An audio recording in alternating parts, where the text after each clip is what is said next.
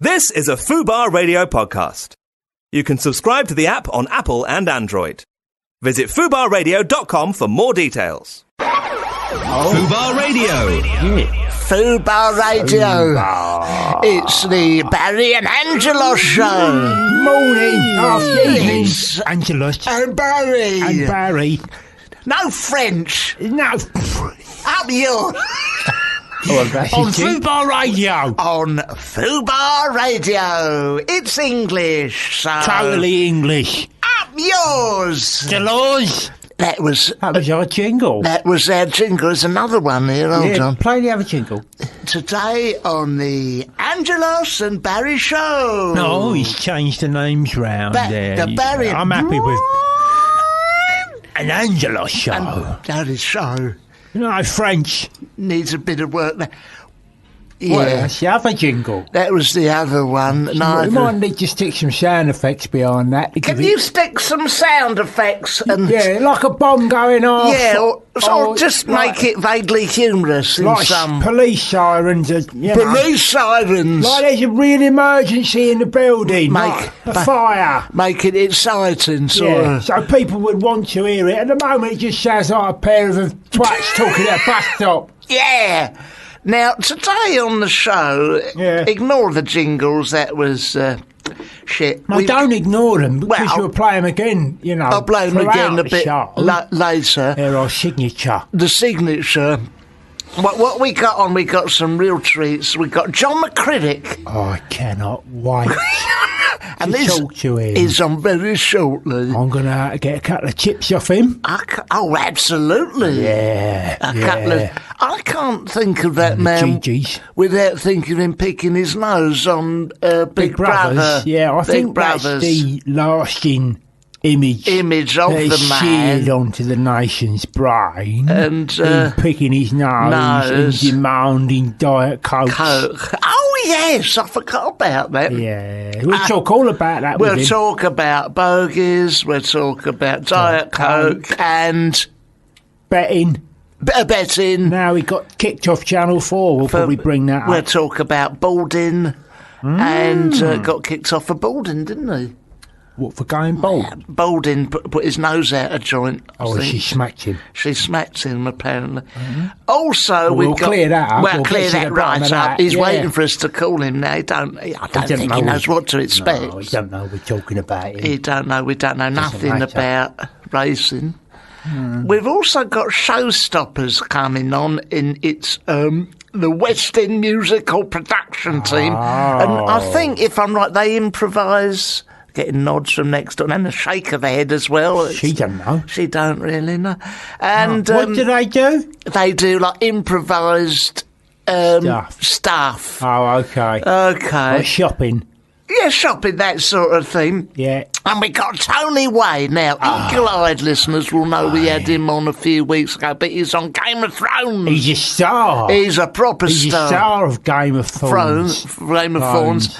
And but in the meantime, we're going to kick you off with something called "When the Shit Goes Down" by Cypress Hill. It's the highlight of my week. Oh dear. Oh, I like this. Oh, this ain't bad. Yeah, it's like a cowboy film. Language aside, it don't sound too bad. Here we go. When the shit goes down, Cypress Hill. It's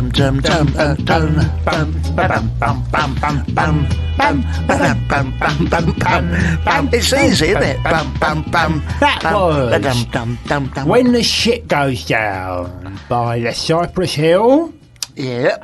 Have you had a look at some of their words? I have, but someone's printed off their words. Lovely lyrics. Living on fat pockets. Yeah. On the flat with that gat. I wonder, who's Gat? I don't know. He was a former cricketer. He was Mike Gatting, wasn't it? Rolling round 9 Juice Cadillac. Well, that's your car. Still got my homos to watch my back. And they smoke your ass if you wanna come chat. Lovely lyrics. They don't write them like that anymore, do they? No, there's a good reason for that. It's wonderful. That's why some pigs and the kids come sweating. They follow. I mean, that is just... Well... it's like Byron and Kate. It is Katie Holmes. Byron and Kate Keats. Wonderful. It's Cypress Hills there. Gap busts. Bring your arse on, kicking dust on your head as the gap. This gap, we need to get some information on the word gat. Can you find out about gat? We don't know what that means. Gat. Can you look that up on the Googles? Thank you. Angelos epithemio. Barry Mumford and Sons. Yeah. We're here for my homie. My homie. We're here for the next 3 hours smoking gat. Getting some fat ass pigs. Yeah, that's right. And letting a few hollow shells off from our clips. From our clips. Yeah. Wetting you homies. Dealing with some pigs. Some pigs and that. Well, we have got a show for you today. Shortly, we got John McCreek on the phone. How long that lasts, I don't know. What happens? What happens with that? But in the meantime, what you been up to, old pal? Oh, do you know I spent the majority of this week getting stoned? Oh, yeah, nice. Yeah, and I've been clinging on to the back end of a bong. Oh, yeah. And I've just been sucking on the pipe. Yeah. Yeah, and then just watching old Beach Boys videos on YouTube and Loose Women. Yeah. A lot of old Monkeys films. Oh, lovely. I love that. There's a lot of wonderful daytime telly if you're off your tits, isn't there? Yeah, it's really good. And it all becomes much more palatable. Absolutely. Like, so stuff that you might watch. You might turn your nose up at. You might turn it if you're straight. Yeah. If you haven't been hitting the bong. Yes. You might go, I'm not watching Loose Women. I'm not watching Holmes Under the Hammer. But when you've had a little choke and a little shuck, you're thinking, I'm watching Holmes Under the Hammer. You come in, you made a cheese and pickle sandwich, you sit down, hello, Dickinson's Real Deals. Yeah. No, can't face it. No. Reach over it, and a bang on that. Oh, that's a lovely shade of orange, that man is. Well, that is a good bargain he's picked up there. That is a good bargain, man. If there's one thing I want, man, in my life, it's an antique barometer for 15 quid at that auction. I'll get that and I'll make plans. And I'll go and stick that on eBay. Oh, man, look, there's an old Second World War medal. £17. Going. I've most certainly gone, you know, like that. And I'll pin that to my chest and walk round Lidl. Yeah. If anyone asks where I got it from. Yeah, exactly. So that's it. I do recommend for any bone idle people, long-term unemployed, visitors to our Isles claiming benefits that they're not entitled to. You're not entitled to. According to Nigel Farage. What do we think of Farage? Let's do a bit of political chat. Let's talk politics. All right, let's get the elephant in the room time. Let's get it out of the way. Nigel Farage. He's all right. What do you think of Boris Johnson? Yeah, he's all right. He's all right, isn't he? Tony Blair and that. Tony Blair. Yeah, he's okay. Yeah. He's okay. Good. So, we'll have some more politics later on in the show. Politics chat. Later on in the show. Yeah. But what we're going to do is we're going to... Who else is on the show today? We got Tony Way. Oh, yeah, no, we said that. We said that. We got showstoppers and we're going to do some phone calls. So if anyone wants to talk to us... Yeah, that's right. Got any problems you need solving? Anything you want to... that's going wrong in your life? Consumer affairs. We can sort you out. I'm sure we can do something to sort that out. Yeah, get you on the straight and narrow. A wealth of our own experience and just set you on your way. Yeah, set you on your way. On the straight and narrow. On the straight and narrow. Give us a tweet. Give us a tweet. Or give us a ring. Give us a ring. And then we'll see what we can do. See what we can sort out for you. Now, what we're going to do, we're now going to get in touch with John McCreek at his secret volcanic lair. With his cat. Underneath Epsom Racecourse. And we're going to speak to him. And we're going to ask John to just If he had any luck on the Grand National. On the GGs. Yeah. Coming back after this one, which is called Baby D. Who? Let Me Be Your Fantasy. Oh, appropriate with John McCrierick. yeah. I know he's everybody's fantasy in his own way. Oh, nice. Oh, it's Tony White. Tony Way's arrived. Show that. Be your fantasy. Let me be your fantasy. Let me be your fantasy. I could have written that one, Barry. Let me be your fantasy. I mean, you know. And talking of which... Oh. Fantasy. Ladies and gentlemen, we should have on line 2, is John McCrierick there? John. Hello, John. Morning, gang. Oh, hello, John. Oh, morning, John. How are you? No, never ask that question. No interviewer should ever ask that as the first question, how are you? Okay. You either get, oh, I'm all right, how are you, which is boring. Well, you don't know how we are. My piles are really bad today and I can't stand it. So never learn a lesson from me. All right. Be professional. Never, ever ask anyone ever again, how are you? Okay. Thank you, John. How are your piles today? Desperate. Well, we have got with us now Ross Hastings pundit, John McCrierick. He once worked as a waiter at the Dorchester Hotel. He's worked as an illegal bookmaker when it was illegal in the UK. Yeah. He began his career at the Sporting Life. He's worked for the Daily Star, BBC, Grandstand, Channel 4, now appearing on Fubar Radio, the pinnacle of his career. He's a flamboyant dresser. What are you up to now, John, now you're not doing Channel 4 racing? That's the big question, surely. Awful. If to be serious, imagine you waking up every morning and not having a job to do. I've worked all my life, not a job to do. So it is awful. Without being self-pitying, there are millions of people in this country unemployed who want to work. I'm just one of them. Yeah. And it is very, very sad, but there you are. Life goes on. Oh, John, how are you spending your days now then, John? Are you down the bookies? I must say, Jerry McCall is tremendous. I love Deal or No Deal. Homes Under the Hammer is good. And that kind of thing. And it's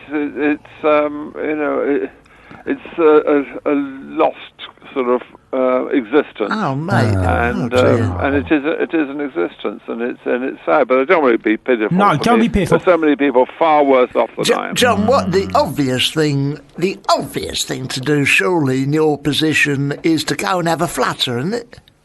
Well, you would like 1% of the money I've lost down the ages betting. Now, I'm a failed punter. I'm a failed bookmaker. A failed journalist. So I've nothing much left. But you would make it even worse. You were a very successful journalist for a long time, John. Well, yeah, bits and pieces. But but a failed punter and a failed bookmaker. There are not many people who can claim to be both of those. People think it's easy being a bookmaker. It's not. No. And the old bookmakers just sit there and there's pour in the money, pours into them. It doesn't. And so yet it's a really tough, hard life. And like anything else, you, in fairness, you laugh and joke and make fun of it and everything, but you work hard.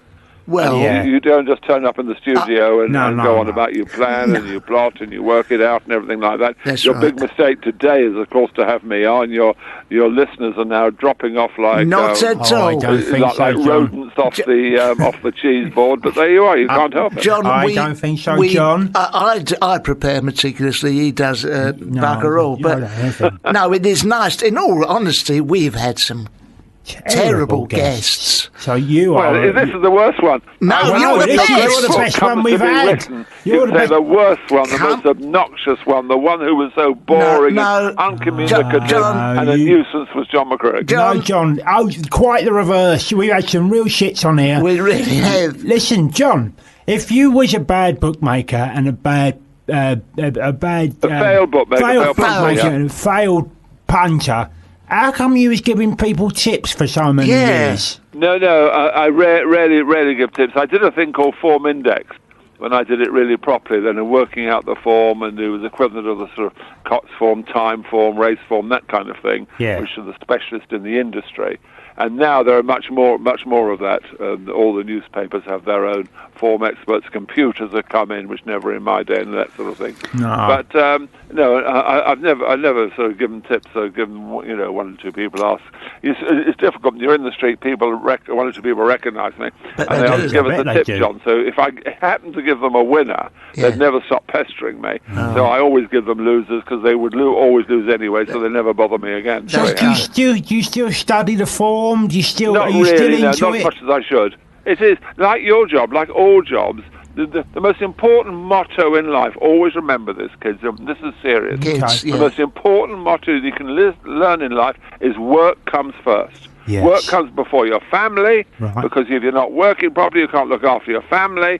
Work comes first as far as your enjoyment goes. You mustn't sacrifice your work ethic to enjoy yourself or go on any other sort of drinking, boozing, and that kind of thing. Do all that, but don't let it interfere with your work. Work comes first. Work comes and first. now when you can't work, you've nothing left. No. Well, John, you can work. I mean, first of all, what about all them, those satellite channels that are on in the bookies? Well, surely it's very difficult. Very, very few of them are sort of inclined to, as far as racing is concerned, which I'm mainly known for. I've done things like Big Brother and all that. Certainly, yeah. Bullseye Xmas special. It's all froth on the industry. It was great fun doing them. But now you're out of your main job, and I'm reduced to talking to people like you. It's terrible. It's awful. That is a career low for you, John. Awful. Well, look, are we allowed to ask you about the age discrimination case? Yeah, of course you can. Ask what you like. Thank you. Well, I mean, Channel 4 say they wanted a younger, sexier programme, but they did bring in Claire Balding. I wouldn't describe her as, she's not exactly Linda Lusardi, is she? She's a terrific professional. Of course she is. That's it. Outstanding, world-class broadcaster. She is, but my point is she's not a dolly bird, is she? No. But I think I better not talk about ages and all that sort of thing. But generally, that they didn't say they wanted a younger sort of thing. That wasn't because they couldn't say that. No employer can say that now. No. But and it's no good going over a case. I lost the case. Right. Yeah. They make it absolutely clear when you lose. Yeah. That's what the law is for. That's what the legal system is for. Yes. And you've got to accept the verdict. I don't agree with the verdict, but I lost the case. There's no good arguing the points over again. No. And wallowing in it and saying I was robbed and all that sort of thing. The fact is I lost the case. So and Channel 4 won it. Do you still wear your flamboyant clothes? Deerstalker hat? You say flamboyant clothes. They're practical. Yes. Always wear. I like cloaks. Always shooting deers, in the winter because they can wrap round you, and when it gets a bit warmer, you can open them up and everything. I like big pockets because you can put lots of stuff in them. What about all the rings and all that? It's not flamboyant clothes. It's sensible clothes. Have you had to sell all them rings? Have you sold them, John? the rings? No, they're cheap tat. They're absolute rubbish. For goodness sake, they're not worth half a prawn sandwich, as Gerald Rattler would say. They're not worth anything. They're all paste junk. It shows a sign of insecurity, of being a show off with nothing inside. It's a weakness that I've got. John, what do you like? What makes you happy? Let's talk about nice. Are you still with the booby? Oh, the booby. She's old and her body's tagging, of course, which is a bit of a disadvantage. But no, she's not too bad, the old booby. Oh, that's nice. Nice to have a bit of support, isn't it? Yeah, are you getting out of bed? She's been a great help. Are you getting out of bed on a daily basis, John?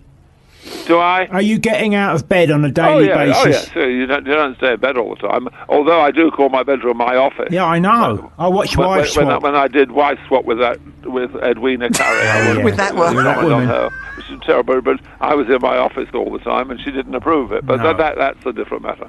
Well, now look, let's get to. Hold on a minute, Barry. Hold on, I just want to go back to Wife Swap just for a moment. Yeah. Were you doing that just to wind her up? Just to wind Edwin, is that how you spend your time? You do it for what you're paid for. But it's she is a difficult woman, Edwina Carey. But in fairness, it's not fair that I should attack her now and slang her off. She's not there to defend herself. But I say to all people, whatever relationships, whether it's same-sex relationship or heterosexual, whatever it is, however dissatisfied with your partner you may be, and however much you want to kick he or her out, the fact is Edwina Carey could come in their place. So whatever you've got, always imagine Edwina Currie was the replacement. You'll stick with what you've got. Absolutely right. Well, that's sound advice. It was. How would you like to live with Edwina Currie for a week? I'll tell you one story. I'll tell you about her. I'll never forget the year that it was. It was 2006. It was the World Cup. Yes. Now, whatever you do in life, however arguments you may have, and chucking clothes out of the window and ripping up the tires and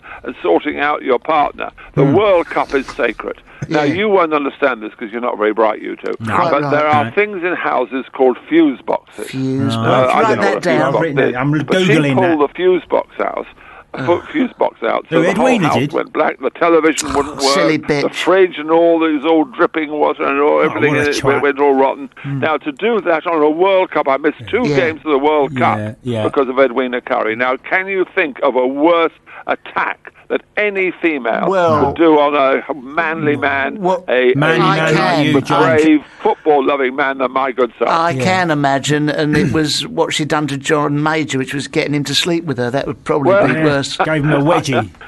Actually, the funny thing is, Norma Major, who's Sir John Major's wife, she's charming. She does have the resemblance of Edwina Currie. If you look at her, if you look, it is amazing. People who go off with different women, especially, and they do go off with the same looking. They look the same, don't they? The same sort of types. But she hasn't got Edwina. Poor Norma Major. She hasn't got Edwina Currie's fire and brimstone. Have a physical resemblance. Yeah, well, mate, tell us about Big Brother. That's what I wanted to get to. Big Brother. Well, they pay you. So I'm the only person who's ever been out. I've been on Big Brother twice. I did the May one, 2005, and then on the Ultimate one, the last one, Channel 4 did on 2010. And I went into that one with a sign saying, "Evict me, please." Everybody else who goes in want to stay in, boost their pathetic careers, try and get their image up and everything. I wanted to get out because they pay you the same if you're in for a week or you're in for 3 or 4 weeks. So who would want to be in for longer than a week? So I was first out, very proud of that. I went on Celebrity Coach Trip, my wife, the Booby, and I. We were a unique record there. We were the only people on Celebrity Coach Trip to be unanimously voted out twice. Oh, well done, John. All the other people on the coach get them out. Now, that's never happened. There's always 2 votes for one and 1 vote for somebody else, and then it goes on and on. With us, we were out straight away. So very proud of that. They pay you the same however long you're in it. Who were the other big stars on Celebrity Break? I wouldn't say big stars. Bridget Nielsen, for instance. That's right. Kenzie. Caprice, the ghastly model. She's an awful woman, Caprice. Caprice ghastly, Jermaine Greer. She's good fun, isn't she? Imagine living with Jermaine Greer, because they give you questions before you go in, and they say, who wouldn't you want to be in? And so I put down Jermaine Greer, the streetwalker, Janet Street Porter, awful people like that, Anne Widdecombe, you wouldn't want to be in with her anywhere, for instance, Carol McGiffin, all these kind of terrible people. And of course, I was first in the house in 2005, walked down, no one else in there, and of course, the next one that came in, Jermaine Greer. Oh, Jesus. So I knew I had work cut out. But she's actually so intelligent, so bright, Jermaine Greer, that you learn a lot from her. Did you ever say... She's not as bad as I made out. Did you ever say, Jermaine, here, treacle, stick the kettle on for us, or make us a nice cup of tea, darling? Well, did you ever do that? I did say she's written this book, The Female Eunuch, and I've read it, it ain't up to much. Millions of women. I've read that and believe what's in it, and it's given them aspirations they cannot hope to achieve. The female eunuch has been damaging for the whole female movement. Quite right. She's not much of a looker either. Anyway, John...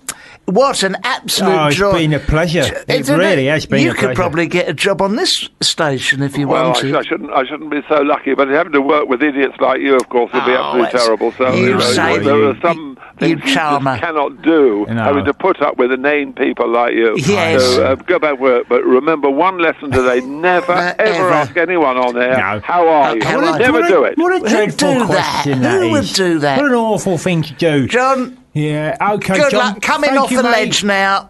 Coax him back in. Good lad. Away the lads. Away the lads. Bye-bye, John. Bye-bye. Bye-bye, love. Bye-bye, love. Bye. Yeah, I don't know. I mean, the jury's out. And do you want to sling a song on? He wasn't very happy, was he? Poor old John McCrea. He was okay at first, and then it just went downhill. Oh dear. And then we got him up again. Here we go. It's called Bitch, Look at Me Now. Oh, keeping the toe nice and low. after the interview there with John McCririck, McCririck, who turned out to be really depressed. Well, it was a gamble getting John McCririck on, wasn't it, really? It was really a gamble. Talking of gambling, it was appropriate for someone who's made his money out of so much misery. John McCririck... I find it extraordinary, though, that John McCririck was a failed bookmaker, he's a failed punter, and yet here he is on Channel 4 telling people what they should put their money on. I think is for 20 years. What is more extraordinary is that he's a failed presenter. He's a failed bookie. He's a failed reality show contestant, and he comes on having a pop at us. Well, that's part of the course, isn't it? I mean, he was wrong on every count. First of all, we ain't shit. No. And secondly, we don't prepare, which he got that wrong. Exactly. And we're not inane idiots, so he can take that comment and stick it. But we like you, John. If you do want to come back in your good value, good lad. Catching that on the end in case you bother listening, but you won't. So it doesn't really matter. No, what we say. Do a bit of work for charity. Yeah, go and do some work for charity. Or if you can't do that, do it for William Hill. Well, exactly. Paddy Powers. Paddy Powers.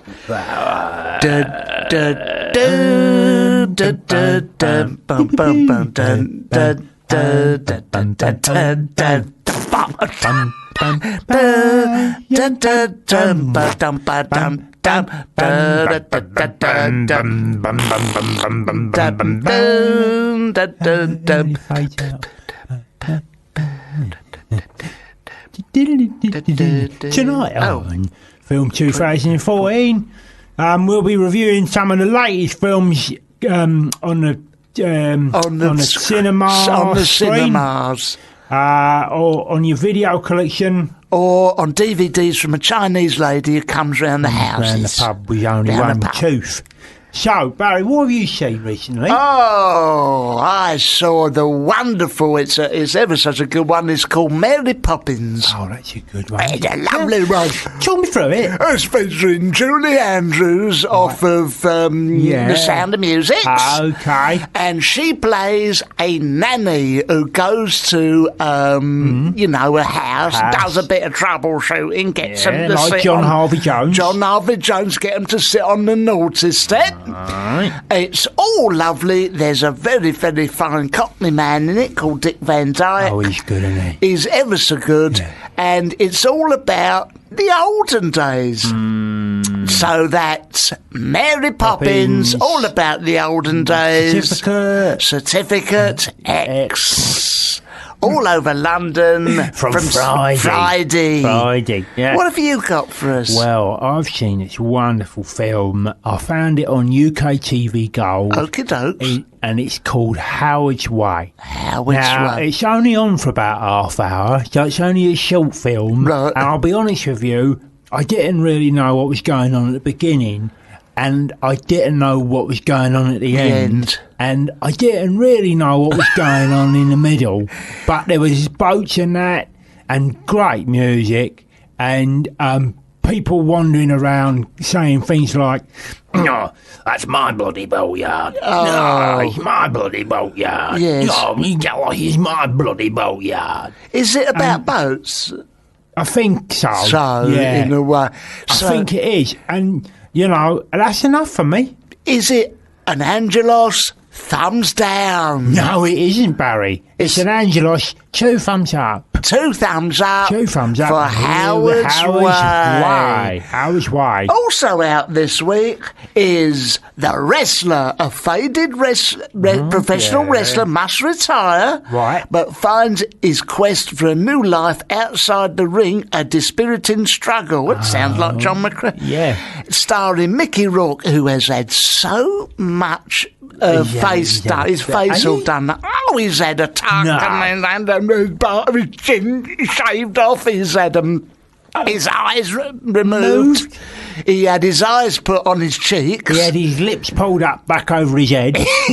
He's had his lips done. He's had that much surgery. He's had a bowling ball stuck in his cranium. He's had that. He's had so many nips and tucks. His belly button now has a bum chin on his face. It's been pulled up. Right. Oh. Now, Rourke. I mean, he could get done under the Trade Descriptions Act, couldn't he? How do we know Calling it's himself him? Mickey Rourke. How do we know it's him? It clearly isn't him anymore. It could be John McCrillick underneath all that. Good God. The man can barely speak now, Rourke. He's playing a wrestler, but Rourke's Drift. He's got a Rourke's Drift. Yeah. He's got, it's like he's got a Bell palsy. Is He can't speak and mumble. You know what Americans are like. They mumble anyway. I tell you what, though, in that film, The Wrestler, Ian I've got a good body. Oh, yeah.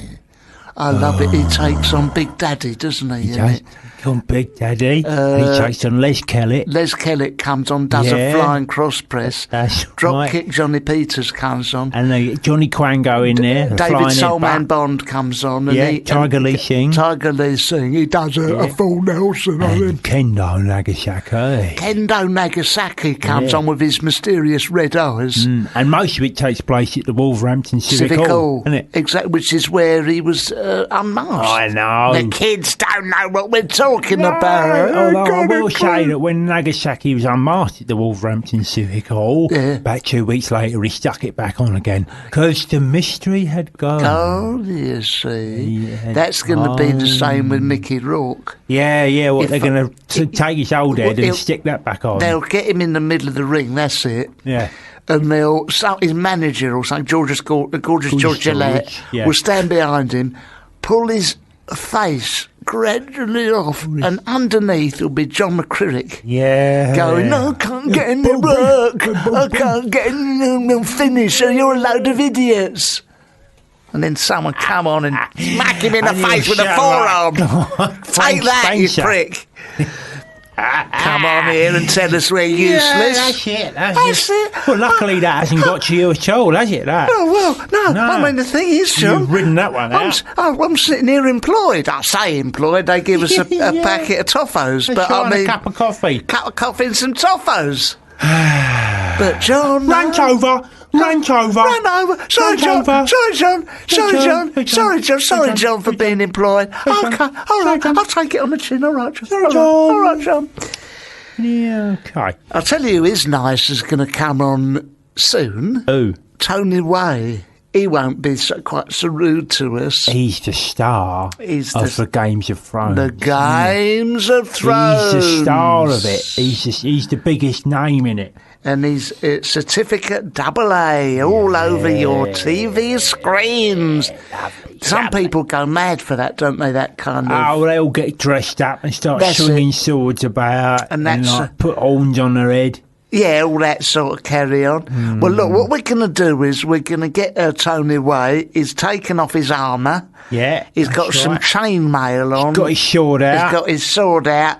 And he's going to come in a minute, and we're going to enjoy some stories from Hollywood. Games of Thrones and Hollywood. Yeah, because he's a massive star. And he's going to come in after this piece of shit by Amanda Blank. Let me get some. Let me get some. Let me get some. Can I have some? No, you can't, Sam. Why the bloody hell not some, Baron? Let me get some, and that had a lot of filthy language in it. So, as per usual, if there's any children out there listening to that filth, want to get in the music business, just stick a couple of swear words. That's what you have to do. That's clearly all you have to do. Oh, I don't want to sound like a prude, but that stuff really pisses me off. Yeah, absolutely right. Ladies and gentlemen, we have got someone who, and this is a clever segue, doesn't piss us off.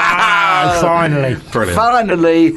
It's not John McCrillick. We've had him shot. Yeah. We have got Tony, the star of Game of Thrones. Game of Thrones. Hello. It's Tony Way. I think if you did shoot John McCrillick, it would be doing him a favour by the sounds of it. By the sounds of it. Yeah. I mean, can you imagine being in his skin? Oh, God. What an image. I think we could all fit in his skin. Yeah, I just think hang so. around. I think you must have lost a little bit of weight through stress. I would think so. He's like a windsock. Yeah, I don't want to be rude about the man, but he was a little he bit didn't rude seem to be about mind to be rude about us. No, and also his self-esteem is so low, it floor, probably wouldn't make that much. He just needs to find a hobby, I think. I think so. I've been out of work. I'm an actor, so I've been out of work a lot. You just have to find things to do. What do you do? Furious masturbation. Today, we're quite near Pentonville Prison. I was a bit early today, so I hung around watching prisoners get released. And that makes you feel... Spent about 20 minutes doing that. Yeah. That's a hobby. That's now a hobby. Do it for long enough, it becomes a hobby. It's quite a nice thing to do. Yeah, what do you watch them coming out and you feel sort of happy for them? Yeah, I feel happy for them. I worry for them a bit, have a little look, and then when they notice me, I avert my gaze. And the ones that are going in makes you feel happy about yourself, that you don't have to do it. Do you ever watch them coming out thinking...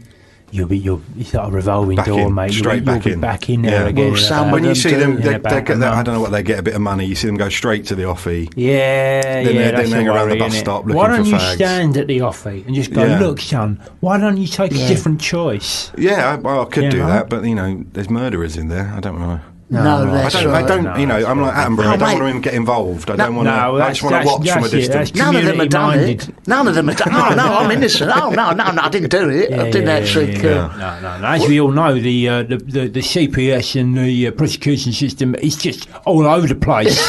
Well said. That's right. Quite right. You know what I mean? We're going to do some more hard-hitting political debate later. The agenda.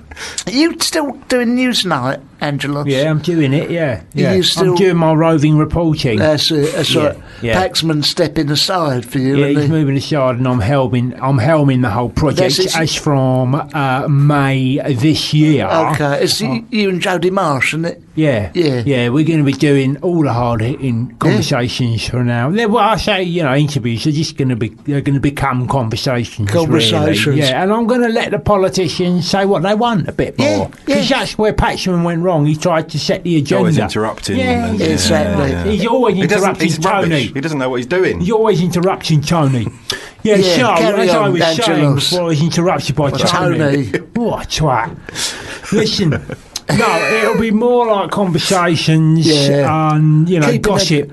That's it, showbiz gossip. Yeah, nice. Like, just saying, what's going on in the whip's office? And they go, yeah. That's it, all the clever stuff. I mean, the ratings will go through the roof. Well, exactly. Yeah. Tony Way is in Game of Thrones. He was on last night. What was the verdict last night? What part did you play, Tony? I play a part of a fool. He was a knight and now he's an idiot. What were you on last night? Game of Thrones. Oh, I see. And what's the name of the character? Dontos Hollard. Only asked. Don't be rude. Sir Dontos Hollard. Oh, Dontos Hollard. Dontos Hollard. Yeah. And what sounds like someone from IDI, doesn't it? It does. Dontos. He runs the ponies. The ponies. First rule of comedy, Dontos. Yeah. The Donkey Derby. Yeah. Dontos. Go on. Spanish.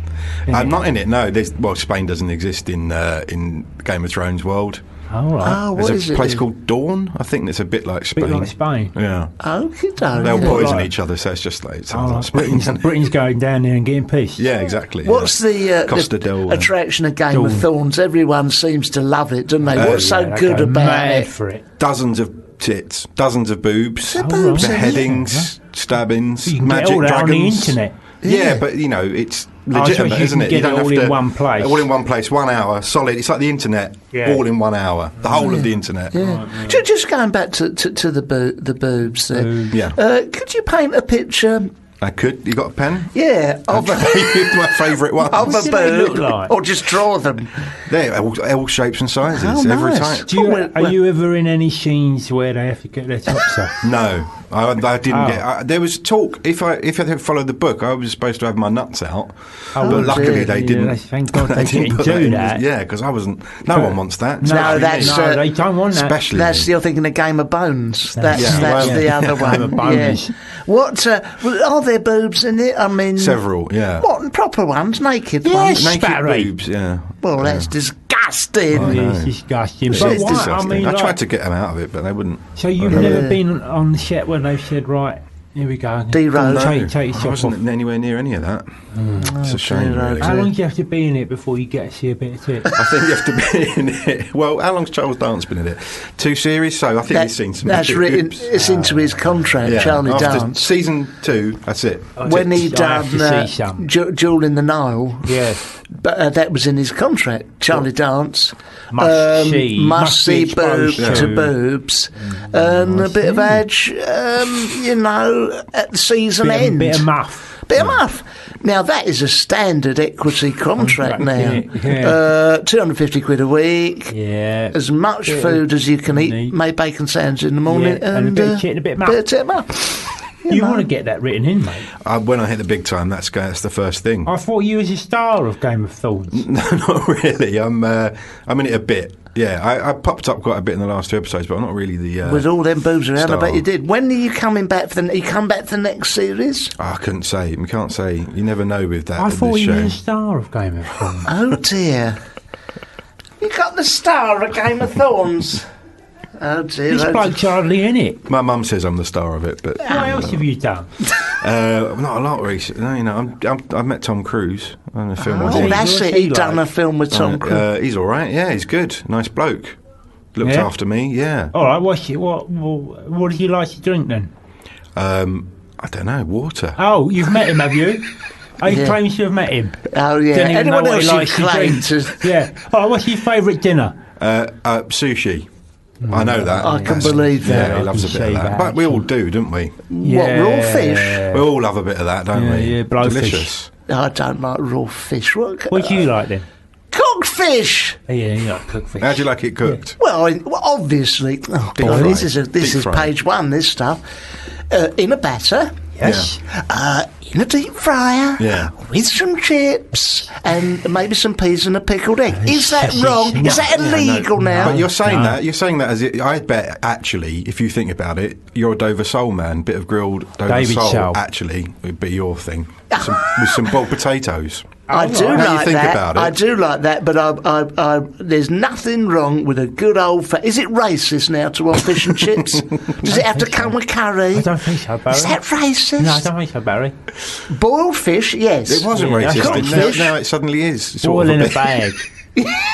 Boil in a bag. I won't touch it. No. Boil in a bag. I quite like it. I used to quite like that. Did you? Yeah. What, with a parsley sauce? With a parsley sauce on some noodles. You're from Essex, I'm from Essex. Noodles. There we go. Noodles. There we go. I ate 5 pickled onions yesterday with fish. It's delicious. Did you? Yeah, I had fish and chips Is that yesterday. a record?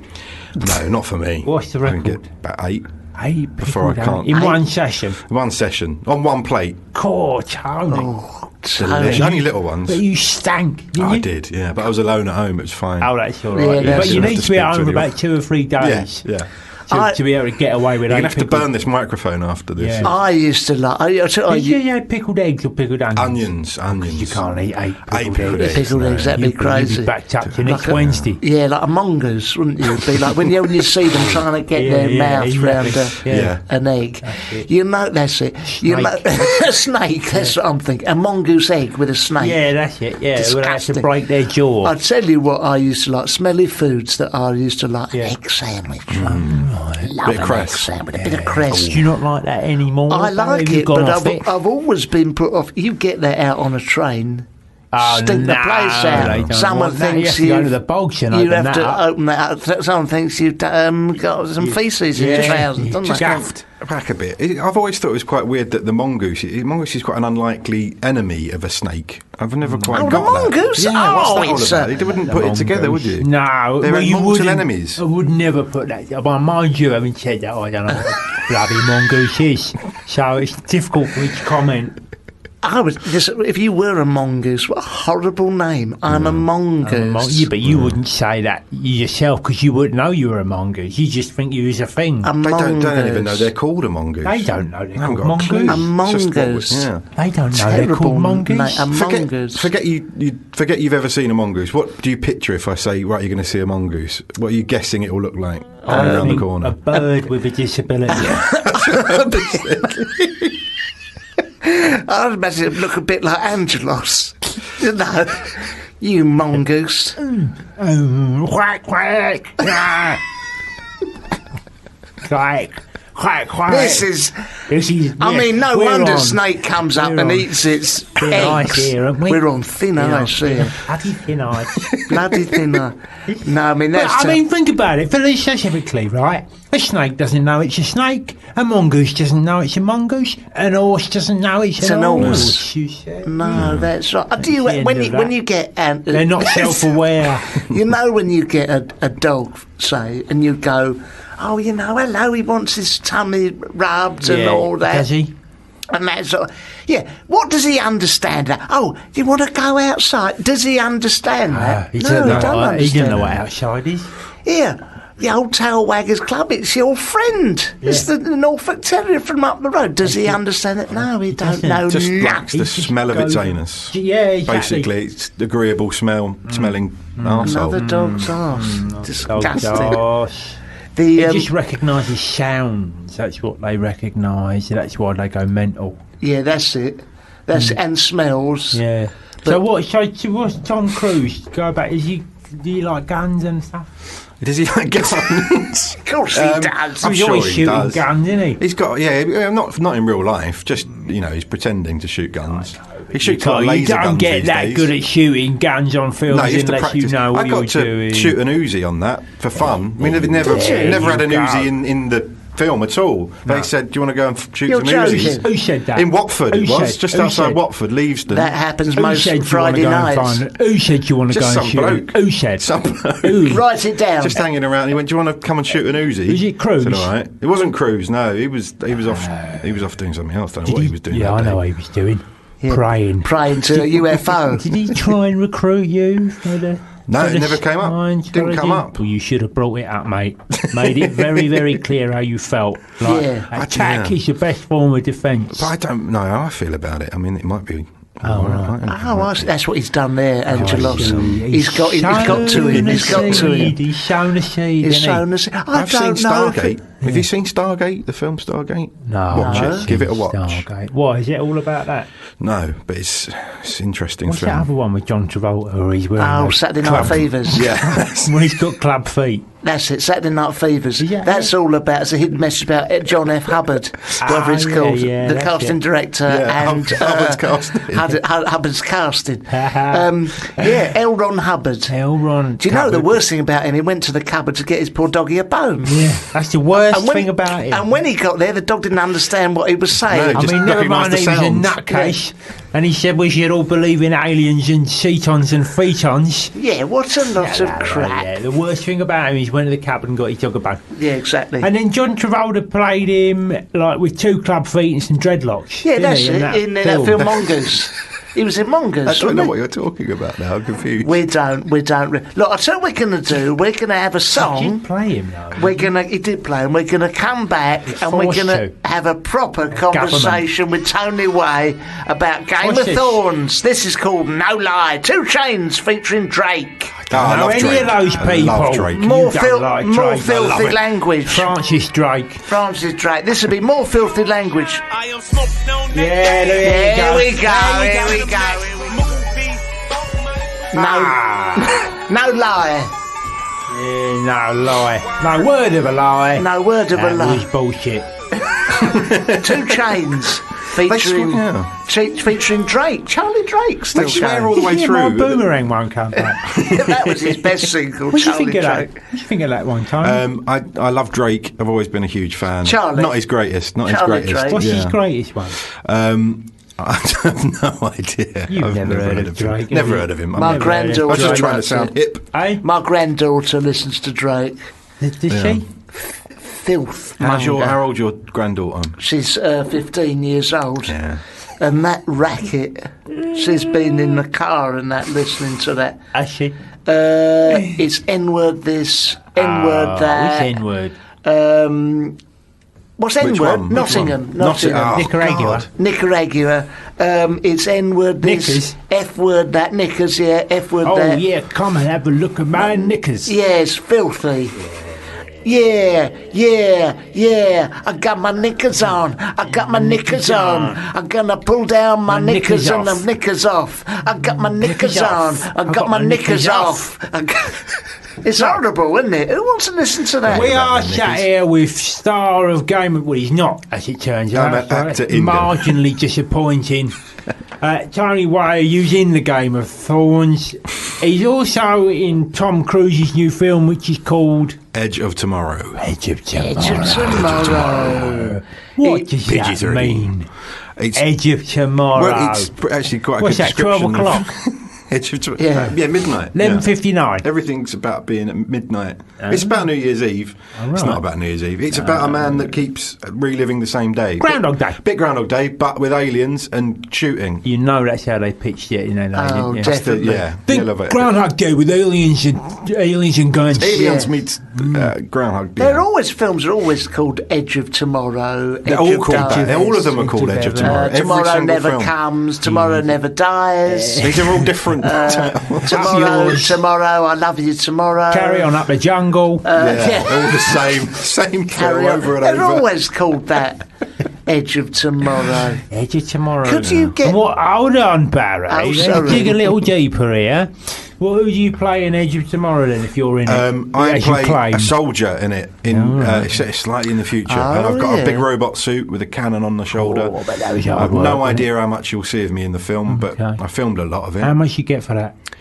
Couple of grand. How do you £1,000, £2,000. Could you ask Tom Cruise? I thought you'd be set up for life after being in an Hollywood movie. I spend it as quick as I get it. What do you spend it on? Xylophones? Pickled onions, xylophones, internet. I've got broadband, that's expensive. Oh, that takes a lot of it, doesn't it? Yeah. Takes a lot of it away. Trips out, that sort of stuff. Off to the coast.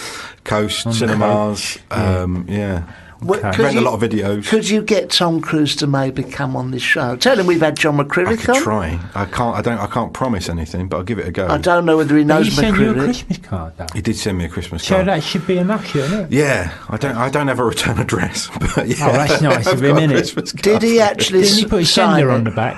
No. How did he get your address in? Well, it's Tom Cruise, isn't he? He can do what he wants, basically. Yeah. He can get your address if he wants. What is his address? What, Outer Space? Yeah. Tom Cruise, care of Outer Space. Yeah. He's actually a lot more of a grounded individual than you'd first guess. What did he talk about?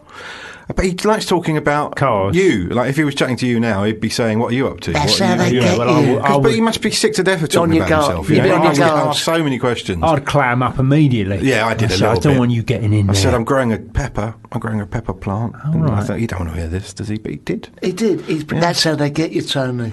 Yeah. I think I've seen him on Tottenham Court Road outside that shop. Dianetics Centre. Asking you about your personality. Yeah. That's how they get you. I for years thought that was a form of exercise.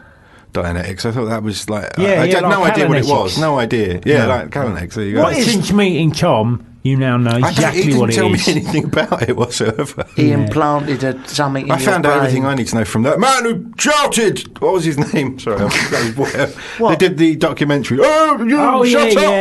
Oh, that, He lost the plot, didn't he? Yeah, did you surprised those people drive you out the wall?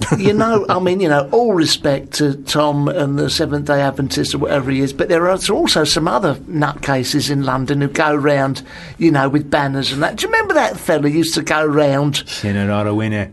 Sinner or a winner. Are you a sinner or a winner? Are you a winner? I'm on God's side. Scouse bloke. Are you a sinner or a winner? There was the don't eat, stop eating red meat man. Now to him. That's right. And he used to hand out a little leaflet for about 2p in them days. Yeah. Don't eat too many nuts.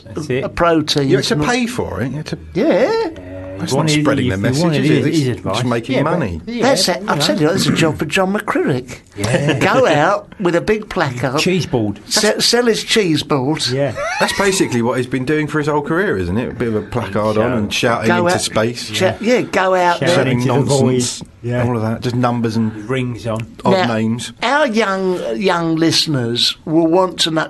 He's been in the Fast Show, Tony. He's been in Allergy in the House, playing the character of Dave. You do all right out of that financially? Yeah, that's long gone as well. Is it? Yeah. You want to start investing in some of this stuff, Tony? I should. It looks like you're getting into some good stuff. Yeah. You want to start putting your money away. Yeah, I don't even have a proper sensible accountant. options. Well, get yourself an ISA. An ISA. Barry's got a few of them. I've got an advice are coming to fruition soon. What you want to give them some of your financial advice, Angelos? Where you been sticking your money? On an horse. On an horse. That's what you want to do. Just the same one over and over. Yeah. Brilliant. One day it'll come in. It's a numbers game, really. Or scratch cards. Scratch cards. I mean, the return on that, if you were...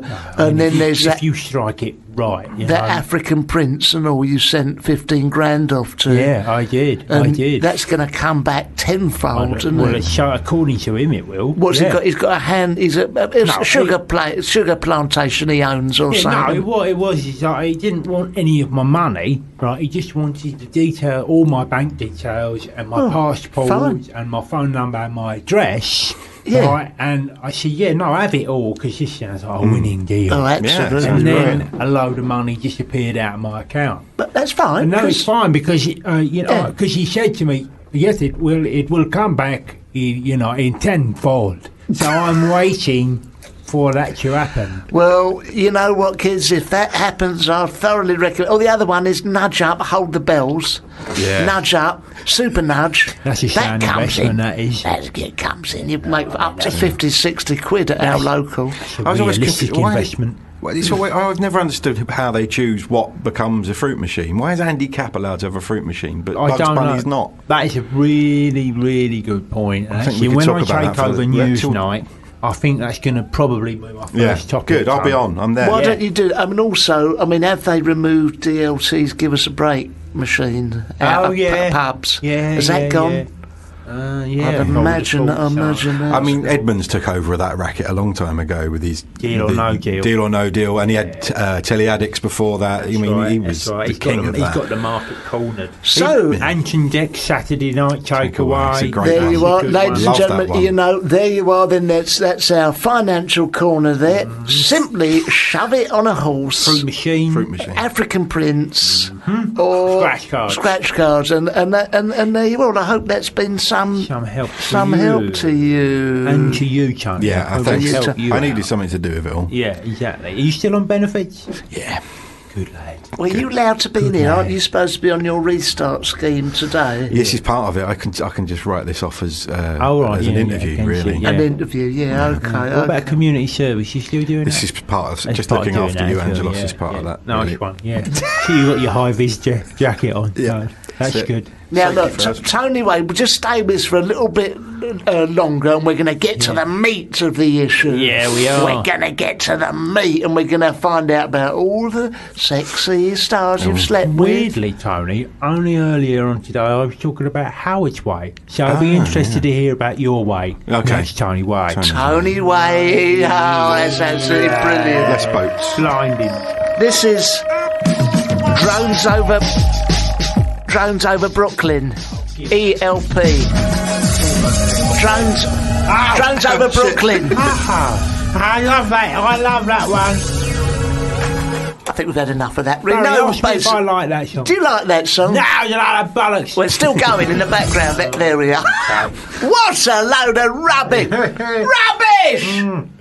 God's sake. We have something on that we have heard of. Shwaddy Waddy. We're going to have Shwaddy Waddy on later. We got coming up. Hang around, folks, because we got Electric Light Orchestra with Mr. Blue Sky coming up after this. Something we've heard of. Tony Way is in the studio. Away. He's had a wonderful career up to now. Since he was born on the 7th of October 1978 in Rochford, never heard of it, in Essex. Yes, we're happy to speak to the English actor, comedian and writer, best known for British sitcom. Anyway, all this stuff is in front of me. I am reading it. But Tony, all the stuff you're doing, all the fancy... I want to ask him about something. Oh, well, go on then. Saw on your CV that you was in The Girl with the Dragon Tattoo. Yeah, I was a bit, yeah. Which bit of her were you in? That's dead air. That's not good, is it? No, we've let that hang. Sorry.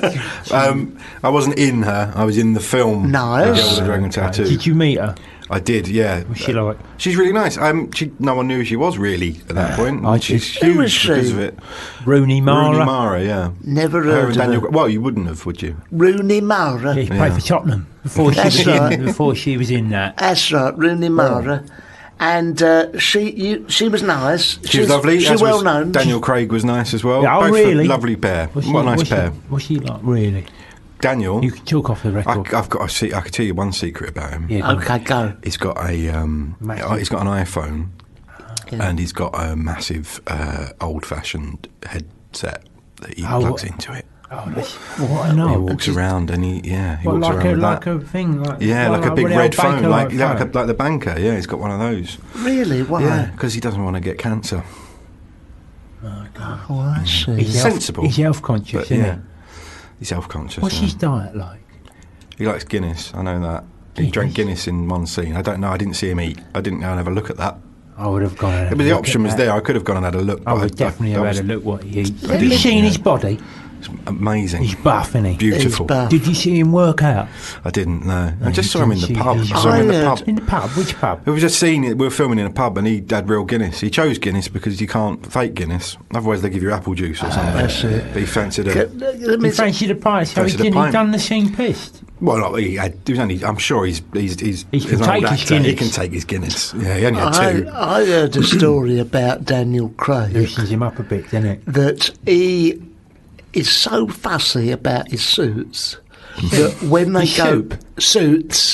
when they go and do his microphone and all that and have to sort of fiddle with his suit, he goes, "No, I don't want it because it spoils the line of the suit." Is what I heard.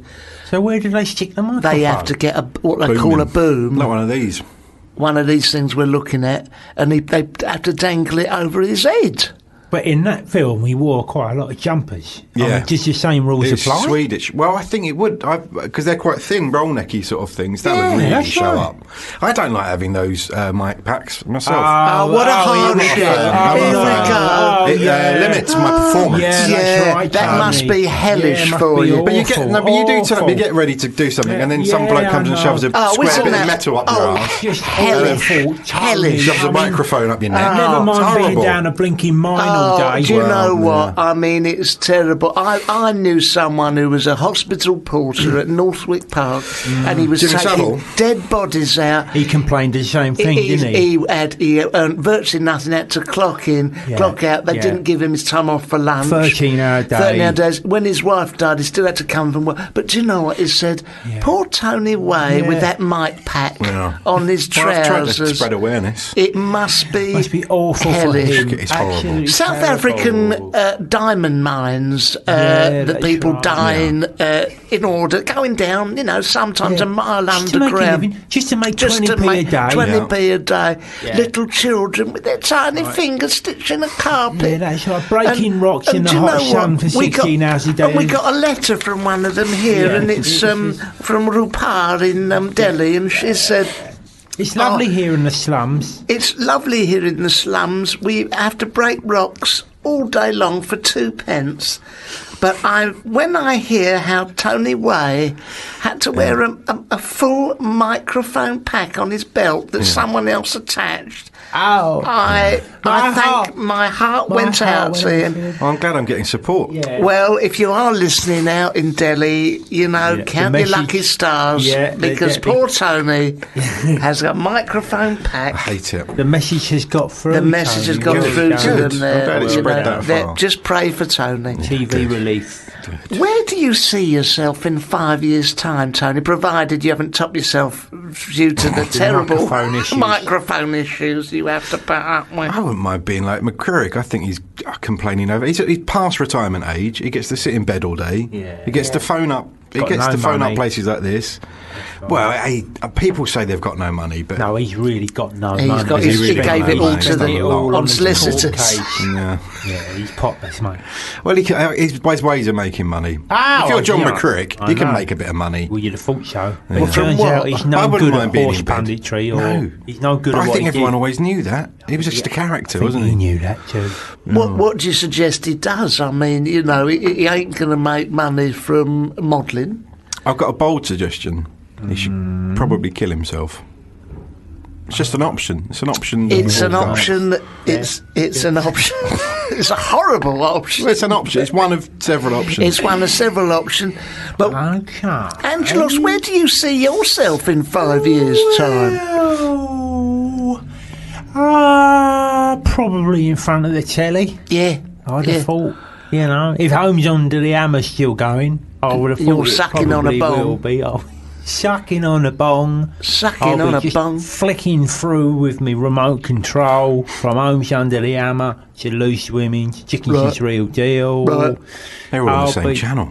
Yeah. So you are, now you're watching the Plus One and the brilliant. I've had some of them recorded all week. There's only so many hours in the day. Seriously, what I see myself doing is what I'm going to do is I'm going to learn the craft here in the radio station. Yeah. I'm going to start my own radio station. Right. Where? Doing high-level, in Watford, doing high-level interviews with some of the great I'm going to do Newsnight as well. You're doing Newsnight. Yeah. Tony's going off to a UFO with Tom Cruise. Yeah. And I'm going to interview all the greats of Watford from my radio station. Elton John, Jerry Halliwell, Yes. George Markle, Yes. Terry Scott, Luther Blissett. Luther Blissett, Is he from there? the ex-England man, Graham Taylor. Yes. Oh, good. Some of the Russ greats, Abbott. Russ Abbott, Don King, some of the greats of Watford. Slash off of Guns and Moses. And basically interview them and really get to see what makes them tick. Pardon, Barry.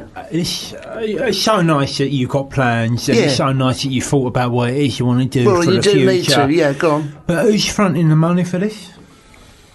I don't want to burst your bubble or I was hoping to tap Tony Ways. He's done so well in I've told you Hollywood. about my financial situation. Well, how much would Also, it cost? I would invest, but your 5-year plan seems to just be a list of names. I didn't really get what the plan was. There's a lot of fascinating stuff to come out of Terry Scott off of Terry and June, who went to Watford Grammar School for boys. Yeah. Isn't he? Yeah. All right, he's dead, but Graham Taylor, He's still alive. Graham he's Taylor's still alive. live and kicking. I expect he'd love to speak to us. So, Tony, what have you got coming up next? I've got the Edge of Tomorrow. The film is coming out. No, beginning apart of June. from that Scientology thing. I'm in Derek a bit, the Ricky Gervais thing. Oh, yeah. In a week or so. Okay. More Game of Thrones coming on. right. It's only just started, so we're only 2 episodes in. But, I mean, what I'm talking about is, what have you got to get out of bed for? Oh, you see, this is the problem. Not a lot, really. As I say, I'm growing some tomato plants. Right. You doing any DJing? Do a bit of DJing to myself. Right. I just record it and listen to it back at night. Playing video games. Play a bit of video Which games. ones? I'm replaying Skyrim at the moment a bit. Are you? What happened the first time you did it? I wasn't very good at it. Oh, I've but gone now back you now. got I know better what I'm at it. doing. Yeah, it's Yeah. basically cheating, but I'm having a go. You got a few pokes? Yeah, got a few pokes. You can spend 4 hours just blacksmithing in that game if you want to. I know. I mean, that is like the definition of wasting your life. Wasting your life. Being a virtual blacksmith. But virtual blacksmith, but not even selling it to anyone. No one gets to watch it apart from you. You get better at the craft. I get better at pressing the button X over and over and over. Banging horseshoes into shape. What's it called, this Something to game? do, innit? What's it called? Skyrim. And what the hell is that? It's like I would imagine it's some sort of fantasy thing. Dungeons and Dragons, yeah. Oh, it is Dungeons. Like Game of Thrones. Do you play Yeah, a bit like that. There's a pattern forming. Bit like that. Do you play get it? that game free when you get on the Games of Thrones cast? Yeah, you do, yeah. Do you play people online, other people? No, I think that would be the end, wouldn't it? That would be, I just wouldn't leave. It's a dangerous exactly. game, that online playing against people you don't know. The only interaction I have is when I phone up Babecast at night. Yeah. And you can speak to a lady and you can watch and speak at the same time. What technology has done. It's extraordinary. And do they get to look at Lovely you as girls. well? I hope not. I really hope not, because your neck's getting a little flabby, isn't it? it is. I don't want her to be turned off. In my mind's eye, I'm Johnny Weissmuller off of the Tarzan. Off Tarzan. Of yeah. Tarzan, Yeah. but I'm not really. Is that what you see when you look in the mirror? I've got Johnny body Weissmuller. body dysmorphia. Yeah, I've got some of that. Where I'm fatter than I actually think, rather than the other way round. yeah. I'm When actually you look larger. in the mirror, you see an Adonis. I do. I mean, the only thing is, when I look in the mirror, I don't see Tarzan. It's my wife who looks at me and goes, "Ah, You know. Do you know Jane? He does her Jane. I'm King of the Apes. She can't blink and talk. She can't. She's the Queen of the Apes. She's got a purple bottom like an orangutan. Right. When she takes that bar off, all you hear is bang. So I do speak to some of them nice ones on there, but getting involved with internet gaming, no way, that's the end. I did it once, and it's just a load of kids. It's obviously a load of kids. Yeah, like kids. Chinese kids shooting you in the back of the head. Who needs them? Now listen, this is going to cheer you all up. Think of the IRA. Not a fan. Well, come back with the IRA in a minute after this. Mr. Blue Sky. Wonderful. This Beautiful. is lovely. Do you remember this one? Here it comes, it's coming in. No, it is on. Oh, here we go, that's it. This is Electric Light Orchestra. At last, something else, please. And here we go. Jeff Lynne from Birmingham. Right. Lovely ending. Here we go, lovely ending. Get ready. Here we go. It's an epic. Here we go. Mr. Blue Sky. That was Do you lovely. know E.T. was based on that film, that song? What, E.T. was based on it? Yeah. How come? I know.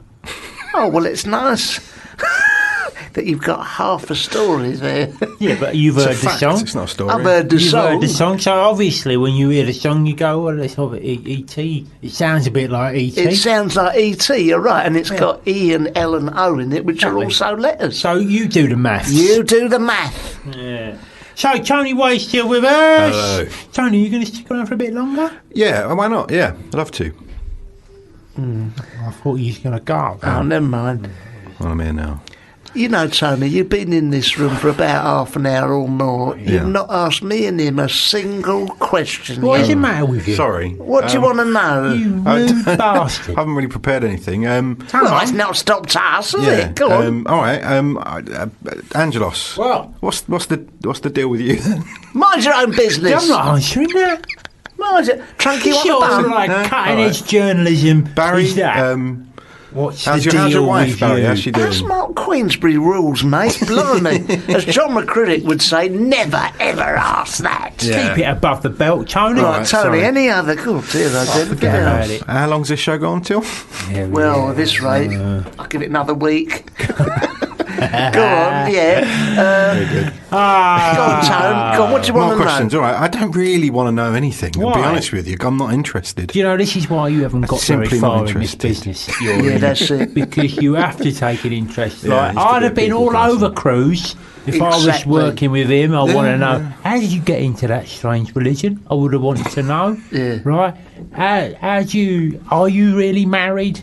Oh, Yeah. what's going on Well, with the he's- yeah. kids? He's not, Why is he? haven't you He's had divorced. like kids? I know he's very litigious as well. We have to be careful. What to be happened very with careful. Katie Holmes? Yeah, I What would want to happened know with the that. other one? Yeah, Nicole, Ewan McGregor. Nicole Scherzingers. Yeah. Ewan McGregor.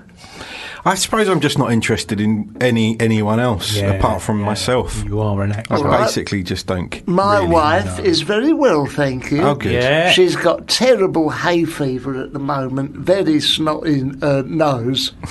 And we've done a Easter egg hunt. Right. And she's all snot and red Coming eyes. down And her face. Oh, it's terrible. You know, depositing all them eggs round the garden. It's like a scene from Alien. It was disgusting. Snail trails Snail trails all over. But Egg she's sack garden. egg sack. Egg sacks. She got her egg sack out, and she was hanging out the washing. Her egg sack fell out. It's disgusting.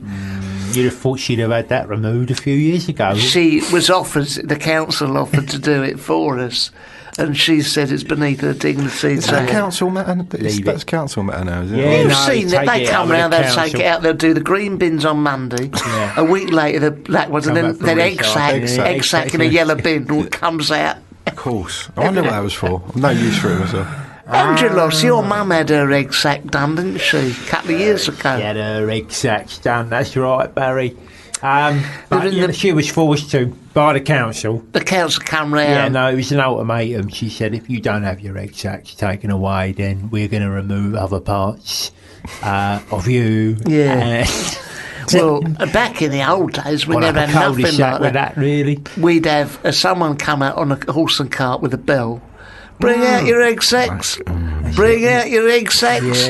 Yeah. And you'd come out and you'd throw them out the window, sort of thing. Lovely. Lovely story for Easter.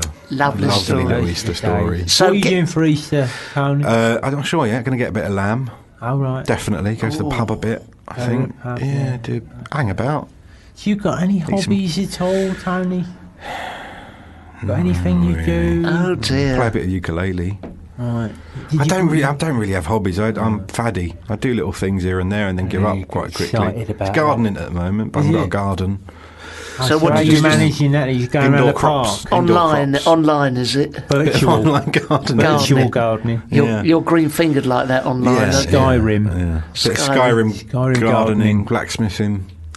How long do you spend on Skyrim? Not long. I have to really ration it. Otherwise, just an hour or so every couple of days. Do you have an addictive personality? I do, yeah. Well, I'm a smoker. I'm a joker. Midnight toker. I smoke, I drink, I like... Yeah, you like everything. I like a bit of everything. What's fags like nowadays? Lovely. I've not had a fag for donkeys years. Oh, delicious. Do they still as delicious as really they used delicious. to be? I had one the other day. What was it like? He's called Pablo.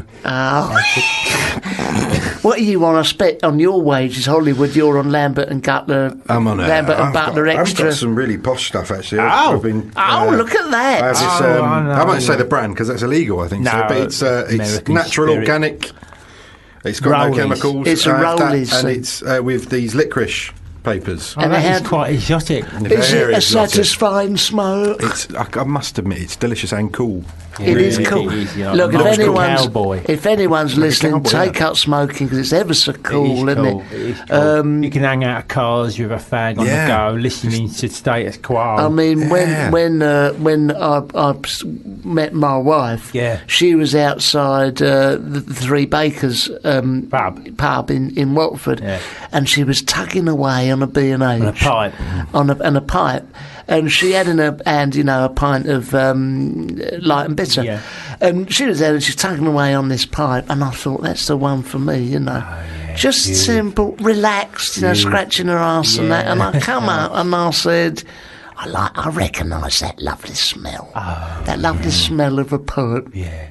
And, we went back. What were you smoking? I was smoking Lambert and Butler. And we got back and we made sweet, sweet love. And then we sat in bed and we sparked up. You set the duvet on fire. Set the duvet on fire. And then for a laugh, I done a Dutch oven, shoved her head under the, farted. And then we, and it was so funny and so romantic. What a lovely story. Beautiful story. And, we'd every Christmas I'd get her in a massive, sort of 400 crate of pipe tobacco. And a pipe cleaner and all that. And she'd buy me...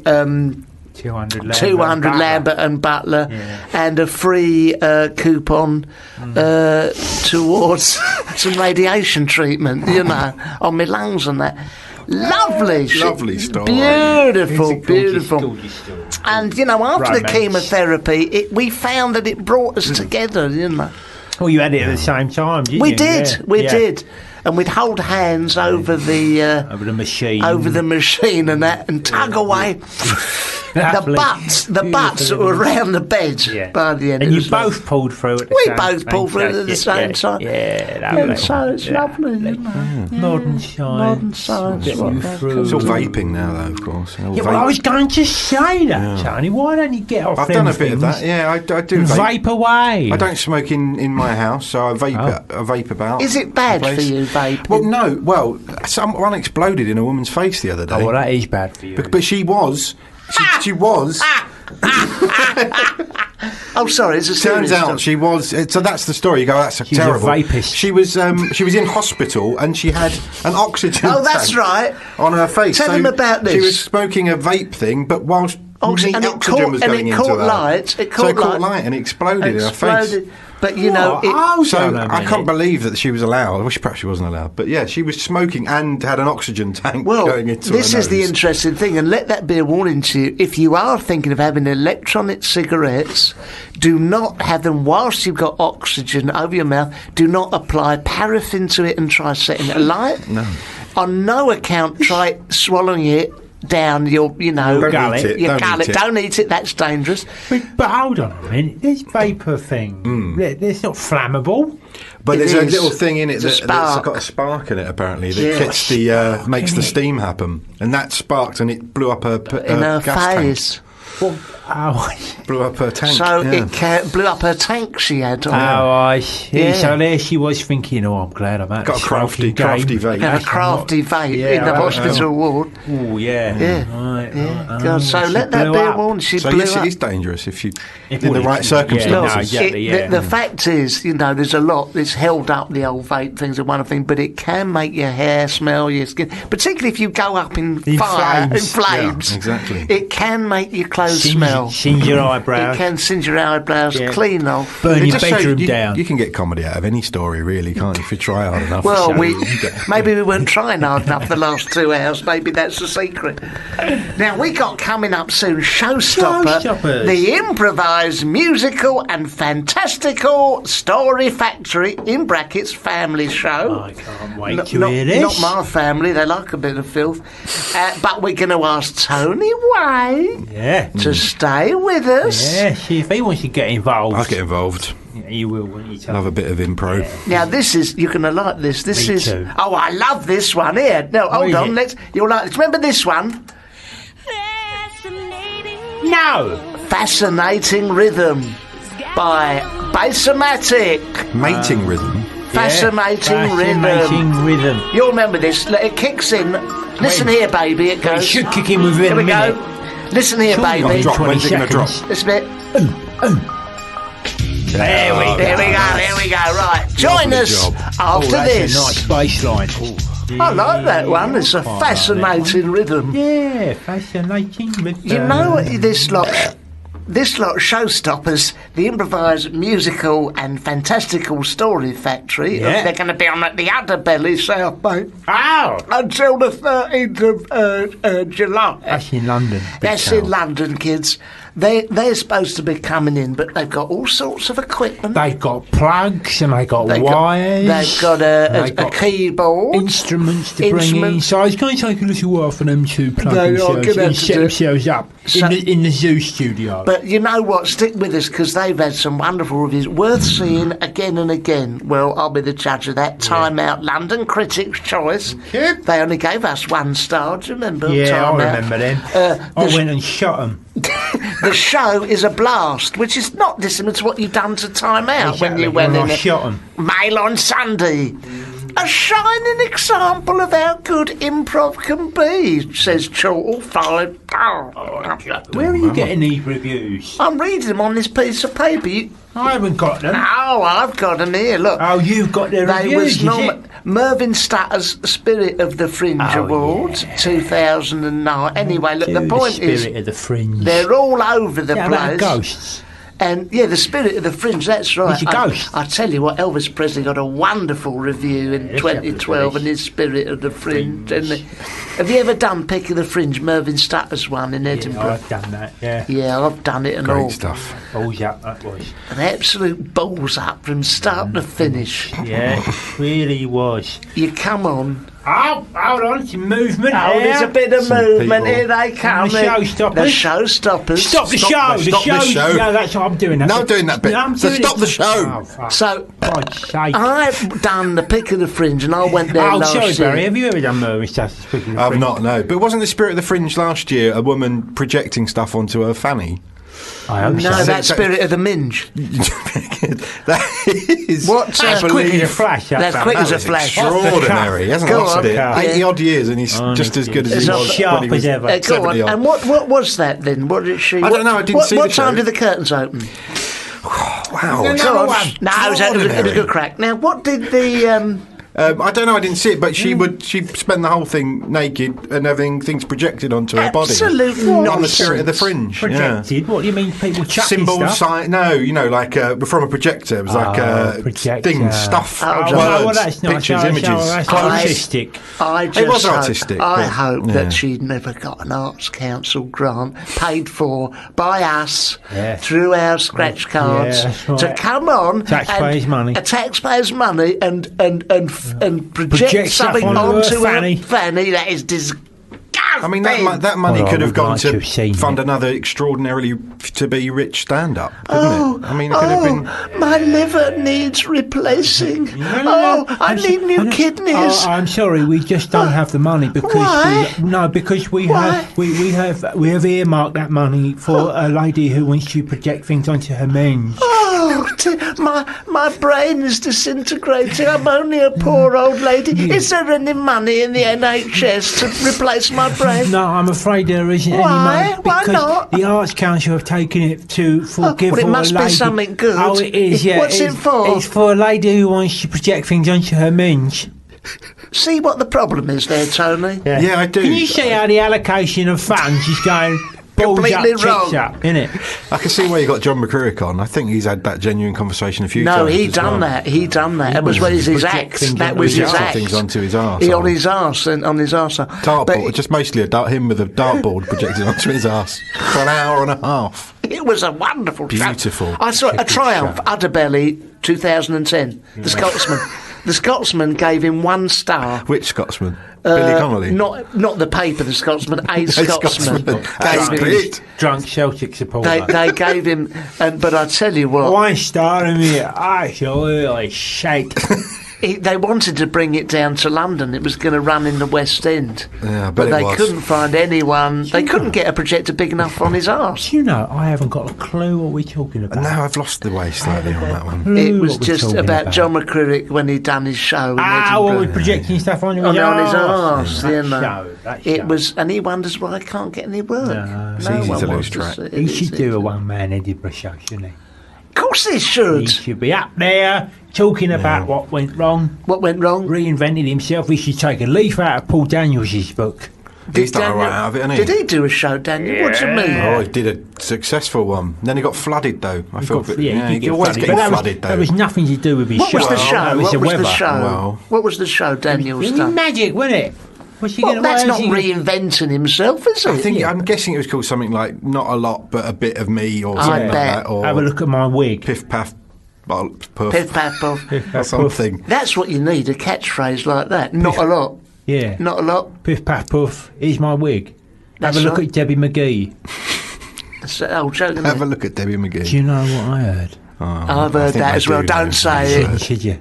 No, you shouldn't say that. Shouldn't say that, should you? I think everyone listening has heard that rumour. Battersea. Yeah. Yes. Yeah, that's right. We're all on the same page. Debbie McGee, proof you can teach an old dog new tricks. Is that old? That's the one I'm thinking. That's the one. Yeah. Anyway. So Showstoppers, very nearly there. They're very nearly there. They're outside. They look ever so nice. They're going to come in a minute. So what we're going to do is we're going to play a song. Status quo. Have we got any quo on there? Quo. We're not going to go on until we have quo. I'll tell you what we're going to have instead. It's Bette Midler with Miss Otis. Here we go. Oh. 1, 2, 1, 2, 1, 2, 3, 4. 1, 2, 1, 2, 1, 2, 1, 2, 1, 2, 1. Proper music. Wow. Yeah. Live from Las Vegas. Yes. Wonderful music. Now we've got some people in it because, you know, it's very much of that theme, isn't it? Nice big sound. People can actually play instruments. Show tunes, that sort of thing. So we've got these people in here called Showstoppers. And you're very welcome. Thank you. Thank you. Do you want to go on? No, take it up, Barry. Sorry. We've got in with us. We've got Duncan.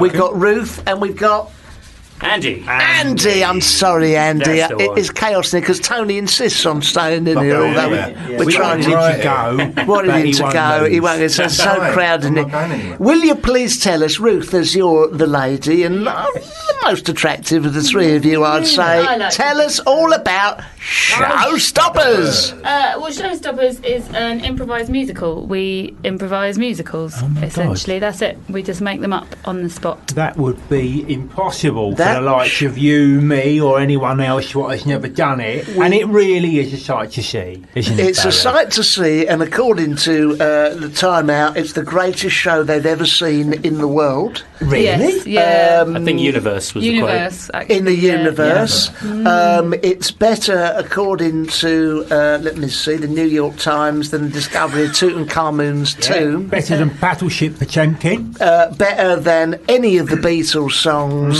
and the last episode of Spaced, starring Simon Peggs. Right. It is a treat to behold, and they're running until the 18th of July. That's right, yeah, at the Udderbelly. At the Udderbelly. Where is the Udderbelly? It's on the South Bank, just by the London Eye. You can't miss it. Yeah, it's a massive cow. And it's purple. And it's purple. Big purple cow. It can't be missed. No. How do you possibly improvise show tunes? How does that work? How does it work? Well, we like to think of it. It's a bit like a football team. So they don't know what's going to happen in any one match, but they can train and they can practice and they can get all their skills up to speed. And so we do that, and we practice and we listen to show tunes and see how show tunes are made, and then we just make them up. And then you presumably rehearse free kicks and corners. Yeah, exactly. In our spare time. Set pieces. Set pieces. If you're anything like my football team, mate, you're shit. Yeah. So unplug and get out. Now look, I mean, let's cut to the chase. Yes. What do we have to do? Give you a name names? of a... How do we make this work? How do we make you show stop? You give us... what would you like the song to be about? Here we go. Angelos, go on. The pasties. Cornish pasties. Cornish pasties. Yes. Have you ever practised out your football team? No. I bet they haven't. No, we've done Danish pastries. Trying to fling you some curveballs here. And then give us a musical theatre composer or musical hold that you on, like. I'm in the dark here. I'm in the dark. I only know... Any musical do you like? Bernard Sumner. Is he one? No, I'll tell you who... He's New Order, I don't want to... Angelos. Angelos. We don't want to go for the obvious one, which is Angelos. We don't want him. We want something that they won't... They won't have heard of. But will you know Leonard it sounds Bernard. like I it if will you know hear this. Who? Kurt Weill. Kurt Weill. Oh, they know that one. No, not him. we Not go. Kurt Weill. Stop that. We'll come up with another. Come up with another one because you'll have heard of him. Andrew Lloyd No, Webber. who done hair? Who done hair? That was Stevie Galt Wonder. McDermott. Oh, they know him. They know him. What do you think, Tony? in Berlin. Irving Berlin. okay. Berlin. There's no such person. It's a town. See, now they know them all. All right, I'll tell Is you there what. anyone you don't know? Let's go with Irving Berlin. Irving Berlin. Berlin about Cornish pasties. Right, then what do we have to do? Just enjoy. Oh, now we sit back. Yeah, sit back and maybe click. We've given them plenty of time to come up with something about pasties now because they're all bugging about. Showstoppers, ladies and gentlemen. Here we go. On a Tuesday evening, if you need a snack, don't worry, darling, 'cause I've got your back. No need to feel all empty and nasty. Just take a Cornish pasty. Do you like your pastry sweet, or do you like it with meat? It's quite complete. Don't do anything hasty. Just come and have a bit of my pastry. Oh, don't you know that life's complete when you've got something from the West Country to eat? Don't you know it's got a handy crust? You hold it there, that is a must. So come on, have a pasty with me. It's a pastry that's filled with gravy. If you're going down a mine, a pastry will be Just fine. A pastry will be just fine. Now, That is not a bad opener. that is not bad. Where would you go with that? I mean, like, What, if as you were a- going to run a whole musical about pasties. Well, I think we'd probably go with the Cornish community. Right. That's it. And maybe set it down a tin mine. Yeah, no. Do they still have tin mines down there? Well, it could be a historical piece. Oh, it could be, yeah, You know, exactly. we're not Exactly. Don't stymied give a, by don't I'll give a tell shit. you what, I love that. Tony, have you got another one? You got another suggestion? Hold on a minute, I just want to find out. Wait a minute. There might be something in this. Wait a minute. You shouldn't even be here. Yeah. Right? So would you, throughout the whole show, do you do a whole musical on one theme, or is it like lots of different like songs, or what is it? How would you sit through an hour of it? with great joy. Yeah, we start with the conceit that we have is that there's a writer who's going to write a musical, and he gets the theme from the audience. He asks them where they want it set, what they want it to be about.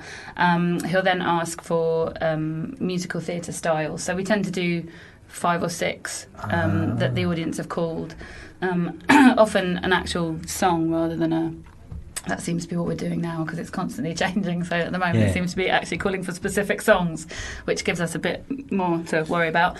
And then we get a title from the audience, and then we just and off you go. do it. So but you've been doing it a long time now. Yeah, so 6 years now. Yeah, so you know what you're doing. Hopefully. So this should be good. We had someone should be. We had someone in the other day with those people who come in. They was the noise next door. The noise next door. You know them. Lovely fellas. Lovely boys. We weren't quite as enthusiastic as that, but they were very nice, weren't they? And we did our best. We did our best. We didn't fall over like that. But they was very nice, and we said to them, it's so tedious when you say, have you got a suggestion? Someone says, in a toilet. In a toilet. We get a lot of toilet. What's the other one? Cheese and moon. Scarborough. Scarborough. Penguins, they said. Penguins come up. We get a lot in the toilet. We also get a lot of when they say where do you want it set, you always get someone who goes on a porn set. Sean, who's done it a few times, who's our chair, and he said this a few times. So it's like, well, we could do that, and it would be funny for about 3 minutes, and we'd have an hour and a half where we'd all be sitting in a sweaty room, staring at you and blaming you. Yeah, that's right. So that's exactly it. It's funny for 2 minutes and then it's just horrible. So we try and... Have you tried doing it on a porn set? I think it's probably because because if you look at this, we wrote that down. And let me know when you're doing that one. Is there a temptation to always rhyme ooh with poo and e with wee? When you start, yeah. These are the questions that have been tweeted in. Yeah. And that's from John McCririck, who got in touch early. He's bored, he's listening. He comes along to every show and shouts. He does, doesn't he? He does. Well, look. We find that. What do you? What about another go with someone who's a little bit obscure? Yeah, really test them, flex the muscles. Flex the old muscles. Really flex the muscles. I said Kurt Vile earlier. He seemed to know all about it. Forget that one. Forget this that bloke, he's a dark horse of the setup, he knows every musical that's ever been written. He is a genius. Yeah, I know. I can tell by the way he looks and all that. What is your background, sir? I'm a musician. I've worked in musical theatre for a long time. Yeah, that's the clue. Do you know Andrew Lloyd Webber? I don't know him, no. I know him. Do you know Tim Rice? No, I don't. He's all right, you know. He's a good player. We didn't meet Tim Rice. We bumped into him backstage at West End Live literally bumped into him. Yeah. Really big. He's a big lad, isn't he? Really big. Was he wearing a boating jacket? He was. He goes like that, doesn't he? His thing is closed recently. Did he do it to eternity? And he started bemoaning the fact that people don't want his music. They don't want new no stuff. More. No, they want Spice Girls. They do. New stuff. Oh, hold on. Just remind Duncan to be very careful what he says on air about now. No, I want to hear this controversial. What do they want? Tim Rice was wrong, I think. Over to you. People always want new musicals. Yeah, there's always something new to do. There's always demand for something new and exciting. And the Book of Mormon is doing incredibly well. Exactly. That's a fantastic show. It shows I can't sing. Yeah, well, yeah. Who wrote Book of Mormon, and can you give us something with their style? Oh, nice one, Barry. That's a tricky one. It's a tricky one. All of a sudden. Get out. You found their Achilles heel. Oh, it's a tricky one. It's by Trey Parker, Matt Stone, and Robert Lopez. I knew that.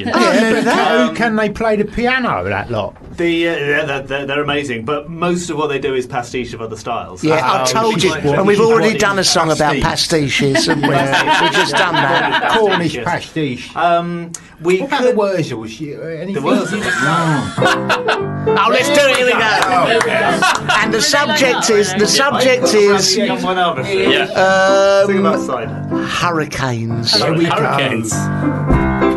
All blimey, this is going to be really difficult. If it falls apart in the middle, that's fine. Yeah, it's made up, isn't it? Yeah. I was up the other day in winds and in rains. Suddenly saw a great flood coming down the drains. A massive tornado was coming towards my face. I thought, that's unusual in the West Country kind of place. I said a hurricane wouldn't go by any other name. It's a hurricane that's coming round here. It's a hurricane wouldn't go by any other name. It's a hurricane round here. Oh, that'll do. No, because it's hard, that. I don't know how you'd carry that on. I tell you what, they're bloody good, aren't they? They are. Should we have a go? Yeah, go on then. Whatever you want. All right, here we go. You pick it, mate. It's a kiss of death. Go on, you pick it, you people. Whatever you want to do. What about Lloyd Webber? We might know. No, they can pick it. Oh, okay. Yeah, What you about worry. Sound of Music? Yeah. Sound of Music? Yeah. Yeah, We like a lovely song about being a radio presenter. Yeah. Fantastic. Okay. No problem. Yeah, go on, bang it on. Angelos epithemia to start.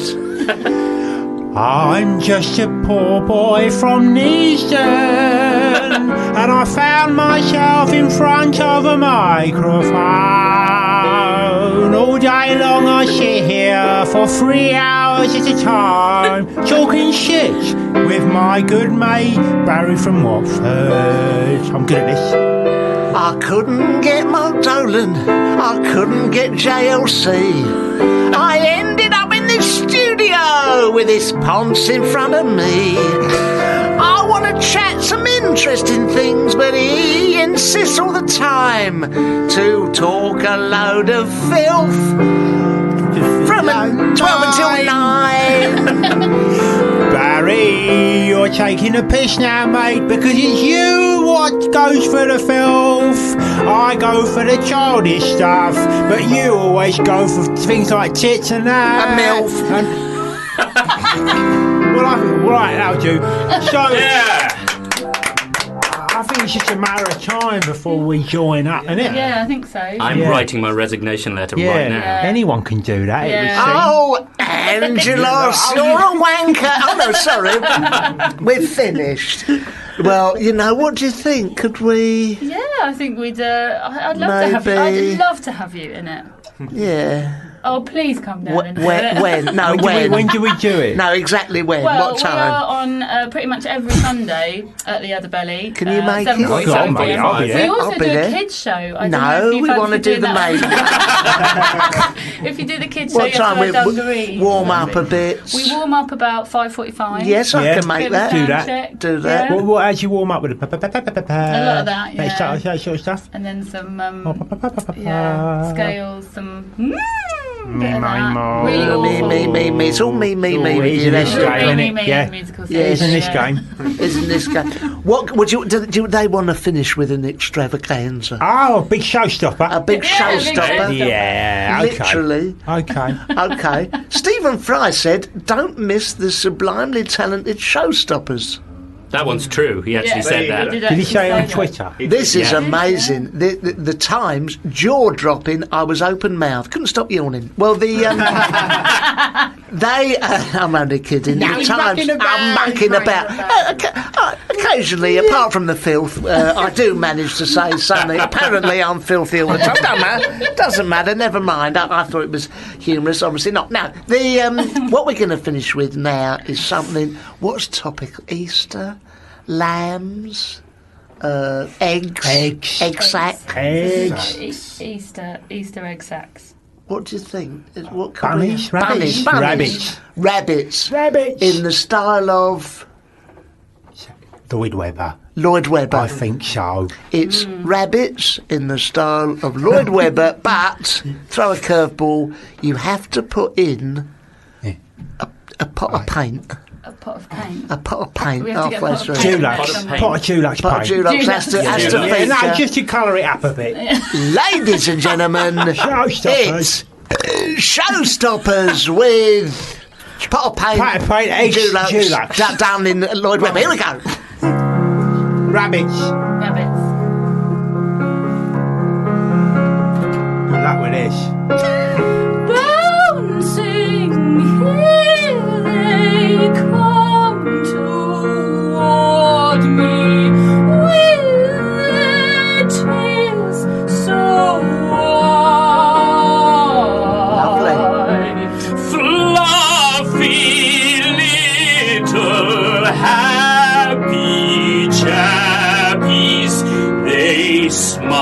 as if all is right. Tulips paint is in their way, but bunnies jump over anyway. See them leaving their little paw prints. See them frolic in the hay. Lovely bunny, come my way. Lovely bunny.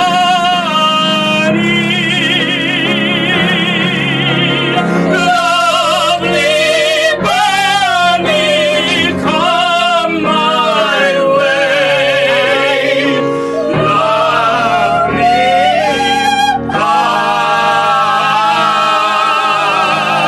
Lovely Lovely bunnies.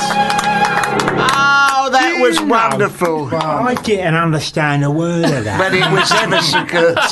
It was good, though. It was good. Oh, it was good. Oh, well, look, I know that. that was it's lovely to have a nice lady's voice singing, finally. saying, finally a lady. We don't get many No, ladies we've only in had here. one other lady on here. Really? So, I wonder you what know. it is. Are you putting them off? Are you? I don't think It- so. she I said there think- was a funk of pheromones. in Yeah, there. A she funk was of. intimidated. She was intimidated. Intimidated by And that's Lucy beauty. Montgomery, and she's more or less a fella anyway, isn't she? Pretty So- much. Pretty much. Pretty much, yeah. Well, Okay. look, one more time. Tell us where you are. What's happening? You going to Edinburgh? We are, yeah, for the full run. Good luck. You make Yeah. some money from that. Oh dear, you're Weirdly, joking, aren't you? no, because there's so many of us, Oh, and right, it's so expensive now. Yeah. I've just been moaning outside about accommodation Have you? and how expensive. it is. So you best buy a ticket if you want us to eat in Edinburgh, Yeah. is all we're saying. That's Oh, right. right, Yeah, we don't want you hungry, do we? No, So no, you want no. to perform to your best No. ability. Yeah. No, so we were in Edinburgh for the full run, and before that we're at the Udderbelly pretty much every Sunday, and then we've got 3 more children's shows, which is where Did you corporate stuff? We do. We are do. available for booking. Anytime. You do all right out of that. Yeah. He wants to know how nice. much you How earn. much? It's better than theatre. How much do you pay? What is it? 100, 200, Couple what? hundred. Couple Couple grand. hundred, couple Oh, yeah. grand, 100 and a free meal.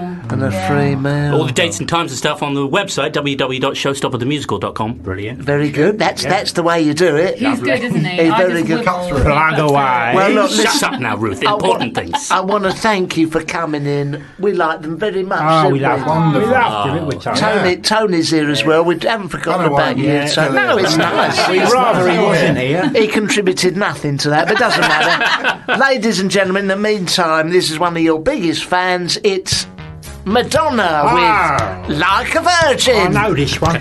Bye-bye. Bye-bye. Bye-bye. Ow. Oh, my. Well, that was nice. That was nice. It's by an artist called Madonna, and it's called Like a Virgin. She's going to do well. She's going to be wonderful. She's got a lot of promise. She's got a lot of promise. We was Lot of just promise. when the mics were down just now, which is a technical We were slagging term, her off. We were not Madonna, no. No. Talking about going to Edinburgh. It's hard work. If any kids are thinking of going to Edinburgh, Yeah, don't bother. You No, might as don't. well get 10 grand and shove it in the bin. Yeah, you it know. does cost a lot of money. Tony, you've done a show in Edinburgh. didn't Yeah, I've done it twice. Both were a disaster. Were they? you? Was you doing the Character thing? forming, but What disaster. happened in the first disaster? First disaster. They did. It went over for an extra week. Hold on, for the- someone's just come in. Hello. A lady's coming. But she hello. came in with real purpose there. It's just we've done something wrong. She's or something- retired. She's. She something wants to blown tell up. us something. We're not recording. Go on, keep speaking. Oh, I'm going to put a call through for you. Oh, She's thanks, going to Matari. put a call I'm going to through. attempt not to cut it off though, because Okay. Okay, this is Radio It should Dynamite. work, This. let's- Good stuff, Are we- then. Oh, right, you cut us off. There's Now- no sound. No Now sound. you cut us Get off. there. Now you cut us off. Oh, we can hear We're now. back again. Hello, is that someone on the phone? Hello? Hello? Hello, are you there? Are you there? Hello? Hello? We've got someone on the phone. Tony, tell us about Edinburgh while we're waiting for this I'll person. start that guy. Well, we did an extra week. She's gone again now. She's gone. Do you know, they can get people up into space, and they cannot get a phone call. Oh, look, someone else coming and have a go now. Yeah. Hello. Right. I'm not saying... there we go. That sounds promising. Hello? No, they've gone. Now, sorry if I'm getting too technical, but that sounds like there's no one there. Hello? It's a ringtone. Okay. Tony, tell Can us we get about them back up on the phone, please? Tell us about Edinburgh, Tony. It's a disaster. We were there for an extra week and no one was there. Everyone had gone home. Oh, right. An extra week, what, at the start of September? It's the first time they went after, they did any shows after. You do it in January? Well, they have the bank holiday bit. Yes. We did the week after Well, that. that's absolute lunacy. Everyone had gone home. People are getting back to normal in Edinburgh. We all went a bit McCruick, got a bit depressed. Well, whose idea was that? I'm not going to mention any names. Why not? Someone like that needs to be fingered. They need to be pointed out. Yeah. So other people don't make that mistake. It's a great idea. When the festival's finished, just go and do a bit more, just hang around. What a good idea. Super stuff. Also, we were shit. Oh, well, that doesn't help. Was this when Rhys Thomas punched someone in the crowd? I think you slightly confused the story. Shot them? He hung them? He poured a bottle of booze over someone on stage. Not that year. This was years later when we were supposed to have made it. Okay. That was a disaster. And what happened? They got the ump, didn't they? They got the ump and called the police. The police turned up? The police turned up outside the event. What did they do? They let it go because actually I don't think it's illegal to do that. Did they? No, I mean, if he'd have set light to them afterwards, that would have something been like that. That would have crossed the line. I think it was fine. It was only water. Arrest him for crimes against comedy is what I heard. That was been a fair cop to all of us that night. Nice one. There was a hit show called Blunder that we were involved in. Oh, We were promoting the that. hit show Blunder. And it went, the live show went about as well as the reception for the TV show. Tom Meaton got his cock and balls out. Every week, twice a week, every week. What, he actually showed his winkle? Yeah. Oh, I People don't believe remember. this. Real. It was his real balls. Do you know what? Yeah. That was funny. I remember. It was He would really do. funny. That was an easy Good thing, but character. funny. Good So character. just remind us what he'd done. He had. What he done was he was in a little silk robe, like just below his thighs, Like a little kimono. Yeah, a little kimono robe That's right, thing, that's and right. he would like stand on stage doing karate chops, doing kicks. But the gag was His ball bag. He had his ball bag out. He had no pants on, and they would just fly around in the wind. Yeah, and then And then that'd be the end of it. Yeah, Yeah. brilliant.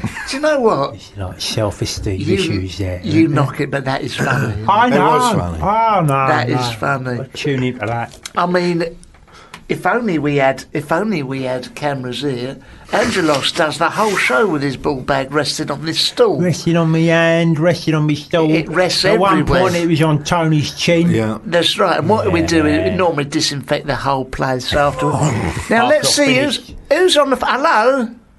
Hello! Oh, it's a lady. It's a very loud I am lady. a lady. Did you you're phone a in lady. enticed by the mention of Angelos's ball bag, or? Well, to be honest, I was overcome by the mention of Angelos's ball bag, to be honest. It's- What happened to you when you heard that? Dampness. Oh my God! Oh my gosh! I can't believe we got a Dampness. caller mentioning Angelos's ball bag on your lips. Really was funny there, my darling. Listen, what can we help you with today? What's your problem? What's your problem, What's your madame? name? My name's Jules, and what's my problem? Well, the That's- fact I've never seen Angelos's ball bag, to be honest. That is your problem. That is my problem. It well, can look, be that is arranged. easily fixed. That's Don't easy. you worry. There's some Is it? special websites you can go to where all you have to do is you got to click of the mouse and you can see whatever it is you like on order. Really? That's amazing. Yeah. I've got to click a mouse. That's all. You got to click a mouse. And I think you'll find I'd rather use a rabbit than a mouse. I see. Easter. Jules, are you? Can you at home on your own, Jules? Is that I am on my own, all on my own. Oh, lovely. That's God, nice, Jules. isn't it? And Just how thinking of far do you- Angelos's ball bag. That's Oh, right, nice, Okay. yeah. And how far? Where do you Rousing. live? Where do you live? That's the most erotic thing I've ever heard. Where? What are you doing today then? What am I doing today? Well, I'm getting ready later on to go and do some youth work, because I'm a youth worker. Are you? Oh, well, you're a cracking example. This is not... You don't do the Girl Guides. It's not you, is it, Jules? God, no. You've got to have big tits to be a Girl Guide leader. And big hips to be a scout leader. Okay. I have neither. Hips this, tits that, ball bag the other. Bag, honestly, dampness. Who are the recipients of your care? Who are these youths you're working with? Who are the youths? Are you prison? Who are the youths? They're young people who come to me for advice and support, and I'm very good. Are you? I'm not rude with the young people, though. No, quite right. This is like letting off a bit of steam, isn't it, Jules? Exactly. I've got to let it off somewhere. Yeah, absolutely. Yeah. And what sort of thing do you do with these young people? Is it for sport? We do all sorts of things. We do sport with them. We do cooking with them. Oh, nice. Kicking? We do some sexual health stuff with them. Why not? We do everything, really. Okay. And is it a voluntary job or is it a paid position? I run my own charity. What's it's it my called? Own charity. It's called Dare to Dream. That's lovely. Dare to It Dream. is, isn't it? So actually, although I can be a little bit rude, I have to save that just for speaking to you guys. Well, we do like so I can be prim and proper with young people. It's brightened things up a little bit. It's brightened things up in this room because it's very male. Yeah. Very male. Is it very male? Are you sure? It's very male. I can feel. What? I can feel quite a bit of feminine energy from you all. That's me, sorry. That's Tony. He had some pickled eggs last night. He's still here. Yeah. But Did he? It's He's nice. in Game of Thrones, you know. I know, I've heard. Do you watch that? He's very good looking, isn't he? Yeah, he is one of the best looking blokes in the world. He hangs out with Tom Cruise and the rest of the Scientologists. Is that what it is? What? No, he's very good looking. Did you phone in specifically about the ball bag issue, or was there something else? Something else you want? Well, for me, the ball. I wasn't going to talk about the ball bag issue, but as it came up, then well, I it thought, did come out. It's on the table. I think we dealt with it, though, haven't we? Well, I think it's been well and truly dealt with it. I've just got to pick the hairs out of my teeth now, though, Angela. Okay. Okie dokie. You do that. You do that. I think we've handled the ball bag very sensitively. It's on the table. It's been dealt with. Pushing that to one side, what will you be doing this coming weekend? Is it all about work? Is there a significant other in your life? Do you have a hobby? I have a very lovely significant lover. Oh, lovely. What's her name? And the thing that's lovely about my lover is that he's 19 years older than me, so he's grateful for anything you get. Bloody right. Oh, that's nice, positive. isn't it?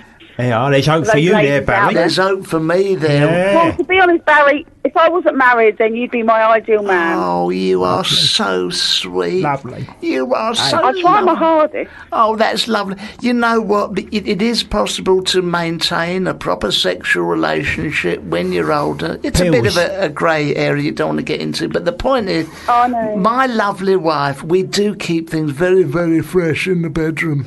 Good. Do you have to use any blue tablets? Blue tack we use, a bit of blue tack. Blue tack. Which I apply to just below my navel and it stays up that way. But what I do like to do, we like to kiss and cuddle. Right. A kiss and a cuddle, and if it leads anywhere further, fine. Yeah. Beautiful. Yeah. First, Beautiful. digital twos. Digital twos and oral threes, that sort of thing. And then we'll sit back and she'll light her pipe and I'll have my ciggies. And we'll just, I might tell her a poem or something. What does your fella? He don't require blue tablets, does he, your fella? How old is he? He doesn't need blue tack. He needs a sat-nav sometimes, though. He does need a sat-nav. How old is he, exactly? How old is he? Sorry? How old is he? How old am I? I'm How old? 42. And he's 19 years old. He's 61. 61, yeah. I can't wait till he gets to 69. Well, Jules, I don't know what to say. I don't know what to say about that. Does he get to 69 very often? Sometimes, if I let him, if he's been a good boy. That's lovely, isn't it? That is lovely. Nice. He's been a good boy. When you say needs a sat-nav... That's lovely. Yeah. Well, just so he knows where he's going. His way around. Yeah, exactly. Yeah. The thing is, he has to use it to find, I have to say, I'm a bit I'm a bit of a bigger lady, right? Oh, right, yeah. I am, paint yeah. a mental And picture when we now. first got together, he used to look for my nipples on my rubber tyre. I see. Right? I see. Now, the thing is, eventually he thought he'd hit the jackpot, he did. Yeah. Because he found something, he found a cyst, and he ended up with a face full of pus. Jesus Christ. I mean, can you believe that? No, I can't believe that, Jules. Is that a true story? Oh, my. That is a true story. Of course it's a true story. Why would I lie to you? I believe her. You don't believe me? I can't believe you don't believe me. Hold on. No, I believe her. Hold on. He got the Jules. sat-nav. He was going down a major arterial road on the A459. He thought he'd found He found his the little chef. destination, the little chef, two Yeah, little chefs. two little He chefs. squeezed it, and it was a It was a cyst. Is that correct? That's correct. Oh, I feel slightly bilious. I don't know what to say. Is Say there about that. any advice you need? Or It sounds like she's got it all It's an sorted advice out. I need. I'm telling you my life story, Angelos. Yeah, Wait, I make know. it up for yourself. yeah, no, I hell. have. That's why. That's My why I'm Margaret, thinking you might need some advice. I did that once, and I found it in the folds of a skin. I found an old ham sandwich that had been there. Did you? That was a bonus. It was a bonus. Yeah, a I little finished bite that, a little bite out of that halfway down. It was. Fantastic. I needed a Sherpa to get up towards her. Yeah, that's right. And you know what about the? No, we Course. won't talk about that No, one. don't go any further down there. Jules, Blimey. I'm feeling ill, but I hope that's been of some Has that help helped to you at all? Has that helped you at all? Get it off your chest. It has. I feel seriously. It was good to get it off my chest. Yeah. Okay. Well, you got to tell someone, ain't you?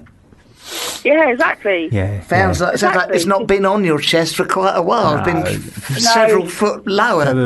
You squeezed out your chest. Okay, Jules. Well, that was lovely. It's been an absolute pleasure. wonderful talking to you. Good It's been a luck. pleasure speaking to you. Oh, lovely. All right, well, Bye, you take Jules. care now. Bye-bye, Jules. Bye-bye, All right, darling. take care. See you later. Bye-bye, my Bye. darling. Bye-bye, my darling. Ah, Jesus Christ. What an image. I don't know what to say about that. I don't know how I feel. I don't know how I feel. I feel... Apart from aroused, I feel slightly... Yeah, I feel. That's the way I felt, and I didn't want to say it. Jeez. I didn't want to Who was she? How did you get hold of her? And can you get her back again? Can she come in and show us her cyst? God, that We'll was all have a go on it. appalling. Lovely. Lovely. Well, Lovely if you... stuff. Lovely stuff. Well, if you want to phone in, talk about having... Cysts sucked out of your sucked belly. out, 69, ball bag, any of that stuff. Older then partners. Sat-navs. Please don't. Now, in the meantime... What have we got? We got Kellis. Well, we have a little think about... yeah. Oh, hello, there she is. Whoa! Kellis. Kellis! Oh, here we go. A contender for the worst song we've ever played. That's right up there. Dear, that is right up there. Right up there. Now, we've got a caller on one of the lines. Get that off, please. Fling it off. That was We've got a caller caught out there, on. LP version by Kellis. Don't give him any more publicity, Barry. No, God's listen. sake. On line 2, I pretend we've got more than one line. Yeah. We got Bonnie. On line number 15. Hello, darling. Bonnie? Hello, sweeties. How you doing? Oh, All right. not so dusty. How are you? I'm all right, mate. I'm good. What do you call us, streeties? What did you call us? Sweeties. Oh, sweeties. Sweeties. Sweeties. Bonnie. Sweet darling. Where are you calling from, Bonnie? I'm in Carton in Scotland at Preston Pans. You're kidding Oh, me. I That's know miles it. away. Don't sound Scotty. Yeah. You're not. Yeah. You're not a native of there, are you? No, I'm not. No, originally I'm from Essex, but I try to distance myself as much as possible, but the accent's never gone. No, definitely not. How long you been up there for? It's coming up to 20 years. Blimey. What do you do up there? Yeah. I'm a writer. Are you? right. There's a big. I am, yeah. There's a big power station there, isn't there, Preston Pans? Isn't there? Like a There is. nuclear. It's just over the back of the houses there. Oh, Yeah. Oh, right, I I can can see see it. that, Yeah, we can yeah. see I that. like the way you turned round Yeah, there, yeah. away from the phone. Just on the back of the houses. Oh, I see it. Just move that curtain out the way. Oh, yeah, that's it. I've got it. So what do you write then, Bonnie? screenplays, and I wrote a children's book as well. Had any luck with any of that? Well, in my own lunchtime, not in the published world. But you're enjoying yourself, my aren't you? kids love it, you know. Oh, lovely. And you're a fan of Game of Thrones. I am a fan of Game of Thrones. Well, we're here with one of the stars. Well, we thought he was a star of Game of Thrones, but he's hardly in it. But he's worth talking to. His name's Tony Way. Hello. Hi, Bonnie. How you doing? I'm from Essex. Hey, hello. Are ya? Yeah, whereabouts are you from in Essex? Leon C. Oh, it's very nice there these days. You moved out at the wrong point. 20 years ago was when it got good. Yeah. Thanks for that. So, Bonnie, is there any burning questions you want to ask Tony Way about the Game of Thrones? Oh, just give us a bit of dirt. Give us a bit of backstage gossip. Oh, here we go. That's what we've been trying to get out of him, but he's very tight-lipped. Cagey. This one. They're all horrible. Every single person. No, they're all lovely. There's no gossip. There must be There's some, no gossip. Tony. Oh, wait, okay. I know. Can I? I've got a bit. Sorry. We got some. Hold on. Go on. No, Tony, go on. Diana Rigg called me a see you next Tuesday. To my face, she did. Yeah, she called me. She was like that. Called me a C. Yeah, because I beat her at backgammon. Did you deserve it? Oh, well, I did. Yeah, it was a lucky game. Actually, it was a dice game. Yeah. There's a question on everybody's lips, though, isn't there? What is it? It's Tyrone. Is it Tyrone? What's he's not Tyrone? He's from Corrie. Which one? The wolf. The dwarf. Tyrion. Yeah. Yeah. Is he a tripod? I have no idea. What is that? Oh, I see. I understand. I've probably heard the same rumours you have. I've never seen him. I've never seen him trouserless. What about the Red Wedding? Right. Oh, the Red Wedding. Do you even know what you're talking about? No, I don't know. I read it in the paper yesterday. About the Red Wedding. God, it was the Red Wedding. Red Wedding and the Purple Wedding. Yeah. Nightmare. God, it's like my brother-in-law. He had a Red Wedding. He had a lavender wedding. Is he? He had, yeah. To Colin. A woman, Colin. Yeah. Yeah. Does that answer any of your questions, Bonnie? Is he giving you anything of interest there, or was it as shit as it sounded in here? Pretty doubtful. It was all right. I feel almost like I've rubbed shoulders with Stardom now. What do you mean almost? Well, you haven't. You definitely have. He's in here, and we don't feel like that. No, we could touch. We could literally rub shoulders with them. We can't be bothered. We can't. They've turned their shoulders. They've both got their backs to me. We've got the opportunity to do it, and honestly, it just isn't worth it, Bonnie. Honestly, you get nothing out of him.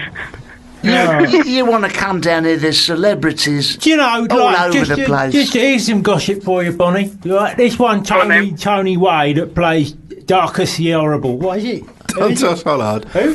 Dontos Hollard. Dontos Bollard, right? All he does is sit about, plays video games, and eats pickled eggs. What's wrong with that? You know, if that's your idea of a star, Bonnie, good luck to you. Good luck to you. Sounds like a good life, though, doesn't it? There you go. See. Yeah, it does sound like a good People life. dream of doing that. Well, if you want to come down, meet a star who eats pickled onions. What was it? Boiling a bag of fish. Come round my house later on today. We're going to do some dusting. That's it. I might spray my decking with we've got a high-powered thing. Clean the bathroom. You can come and rub shoulders with me. Yeah. You can come. It's very rock and roll. Well, it's a celebrity. If that's what appeals to you. Bonnie, get yourself down Watford. Get the train down from Preston Pans down to Watford. I believe there's a direct service, and get ambassador cars take you round to my house. Father. Your £5 for that. You know, does that appeal to you? Does that appeal at all? Anything like that? It sounds quite good because I'm from Essex, so we don't have very high expectations. No, you know, it could possibly be the best date I've ever been on. Oh no, I don't think date was mentioned, but I don't think you're jumping the bigging that up a little bit too much. Bit. All Barry invited you to do is go around his house and watch him clean his bowl. Yeah, help him with his chores. You know, so let's cut to the chase, Bonnie. There's no dating involved. There'll be no snogging. But no, that's all right.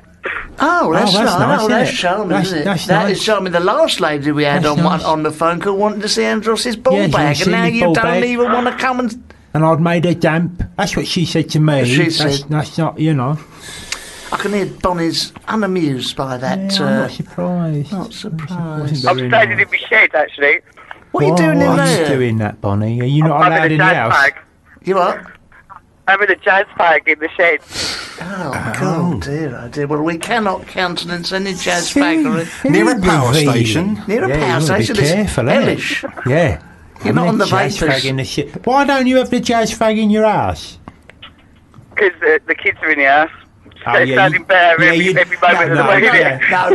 You don't. Be responsible. No, that's fair enough. You don't want to give them the wrong impression, Bonnie. No, that's right. No, yeah. I think that's fair enough. You lock the kids in there. You go out in the garage. Go out in the shed on your own. That's it. And just let them really watch you from the house with guffs of smoke all around your head. I don't think there's enough of that responsible parenting. No, that's right. That's right. Well, nice, good luck, Bonnie, chasing the dragon or whatever it is you're doing out there. And then maybe go and write one of your children, charming children's books. Does that feature like Puff the Magic Dragon? That sort of thing? Sarah and the Jazz Fags. Yeah, is right. that nice? Yeah, lovely. Nice. Okay. Well, give me a lot of good ideas, thank you. Yeah, good luck, darling. Have a lovely time in your shed. In your shed. Good luck with that. Don't get too high. All right. Bye-bye. Well, that was Bonnie. Lovely. Well, I think she's nice. She's a lot of fun. Yeah, Game of Thrones. Spliffs. In the shed with the kids in the house. I like saying, Wonderful. Listen, you're going to like this. This is a special treat for you, Angelos. What is it? Oh, here we go. This is proper music. Those chords. It's the quo. Get me every time. Here we go. Down. Get them down. Here we go. It kicks in a minute. Parfit. Here we go. Parfit and Rossi. You know, he used to own an ice cream van. Did they? Yeah, Rossi did, yeah. Here we go. Italian. That is music as it should be. Yeah, the 3 chord wonders. The 3 chord wonders. Well, do you know what? We're nearly coming to an end. The Son and the Holy Quo. Exactly, we're quid pro quo. Quid pro status quo. As your father. We've got Tony Ways still here. Still here. He's only supposed to be here for nothing to do. Nothing to do. Absolutely exhausted and out of anything to say. You are, mate, because you've really contributed to this show. It's been non-stop. I'll tell you what, if you are stuck for something to weight do, hanging round our necks. You could go and see the lady who wants us to locate her nips. Yeah, where was she again? Yeah, where was she again? I don't know where she was. Don't know where she was. She needed a sat nav to find out where she was. Essex, I think. No, the other one had come from Essex. Preston Pans, she's up there in Scotland. Scotland by the power station. Yeah, which is just round about like the power station. Just behind the trees. Back there. Next week we have... what a show. Oh, what a show. What a show. Yeah. If you thought this one couldn't be topped, you're wrong. Ranulph Fiennes is coming in next coming week, talking about his walking adventure with his fingers. He's bringing all his fingers in a bag. Yeah. He's collected them off the floor, hasn't he? He's got them off the floor. I don't know how he picked them up. With his teeth, presumably. No, he used dustpan and brush. Or he got his wife to do it. His wife will be coming in as well. With his fingers. With his fingers and a Dyson Hoover, because she picked out a couple of nails that have fallen off. That's right. They're in the Hoover bag. We've got... Emberg. Bella Emberg is on. She'll be on. The inventor of water will be on. He'll be coming on. Charlie Drake. Of powdered water, Charlie Drake will be in there. Bringing in his boomerang. He'll bring his boomerang, which won't come back. We've got the captain who led the stand at Rorke's Drift. He'll be there, of course. Here. We've got the former Prime Minister of East Germany before the wall came down, Eric Heidelberg. Yes, and we've got the West German decathlon team for around the same time, Jürgen Hinksman and Ziggy Vance. Ziggy Vance will be throwing his javelin around. And their discuses. For any animal lovers, we will be having, of course, a koala bear. He'll be coming in. He'll be coming in. And with his eucalyptus leaves. With eucalyptus leaves, we'll all be here, and Pam Ayres will be doing a poem about anorexia. So let's hope... Let's hope that's as successful as we hope it is. Tackling all the modern subjects. So that's next time. On the Barry and Angelos show on Fubar's show. To any reviewers who are listening, thank you very much for taking. And if you've liked it, Wonderful. And if you haven't liked it, then stick it up your arse. As they always say, you know, if you liked us, tell your friends. If you didn't like it, tell us. Tell us. Well, don't tell us because we won't be here. Tell someone at the station. Couldn't give a monkeys. We'll ignore their notes. Okay. Okie-dokie. Tony Way, what are you going to do now? In all seriousness, you can't just go home online, can you? No, I'm going to go and have some lunch. Pickled onions. Pickled onions. What are you going to have? I don't know. I've got into sandwich thins.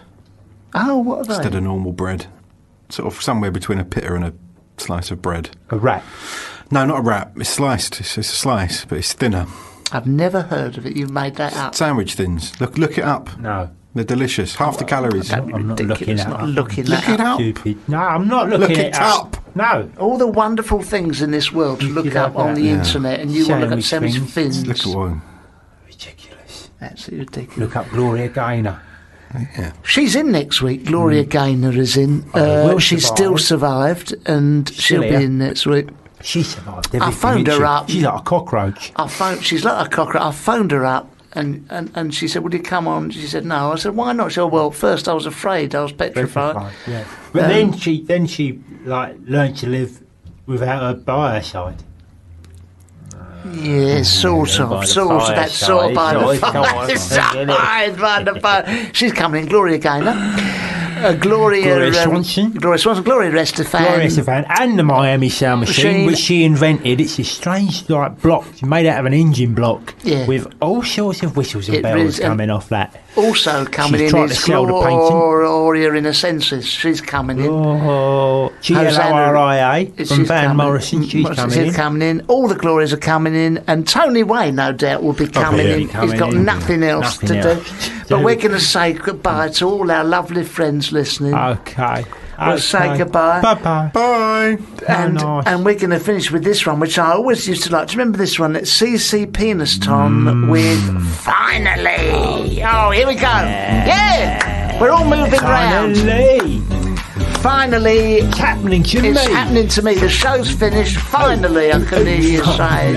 It's happening to me. Okay, bye-bye, everyone. Bye. Bye-bye. See you next time. Bye. Next week's going to be an absolute treat. Bye-bye. Happy Easter if it doesn't already happen. Yeah. Bye-bye.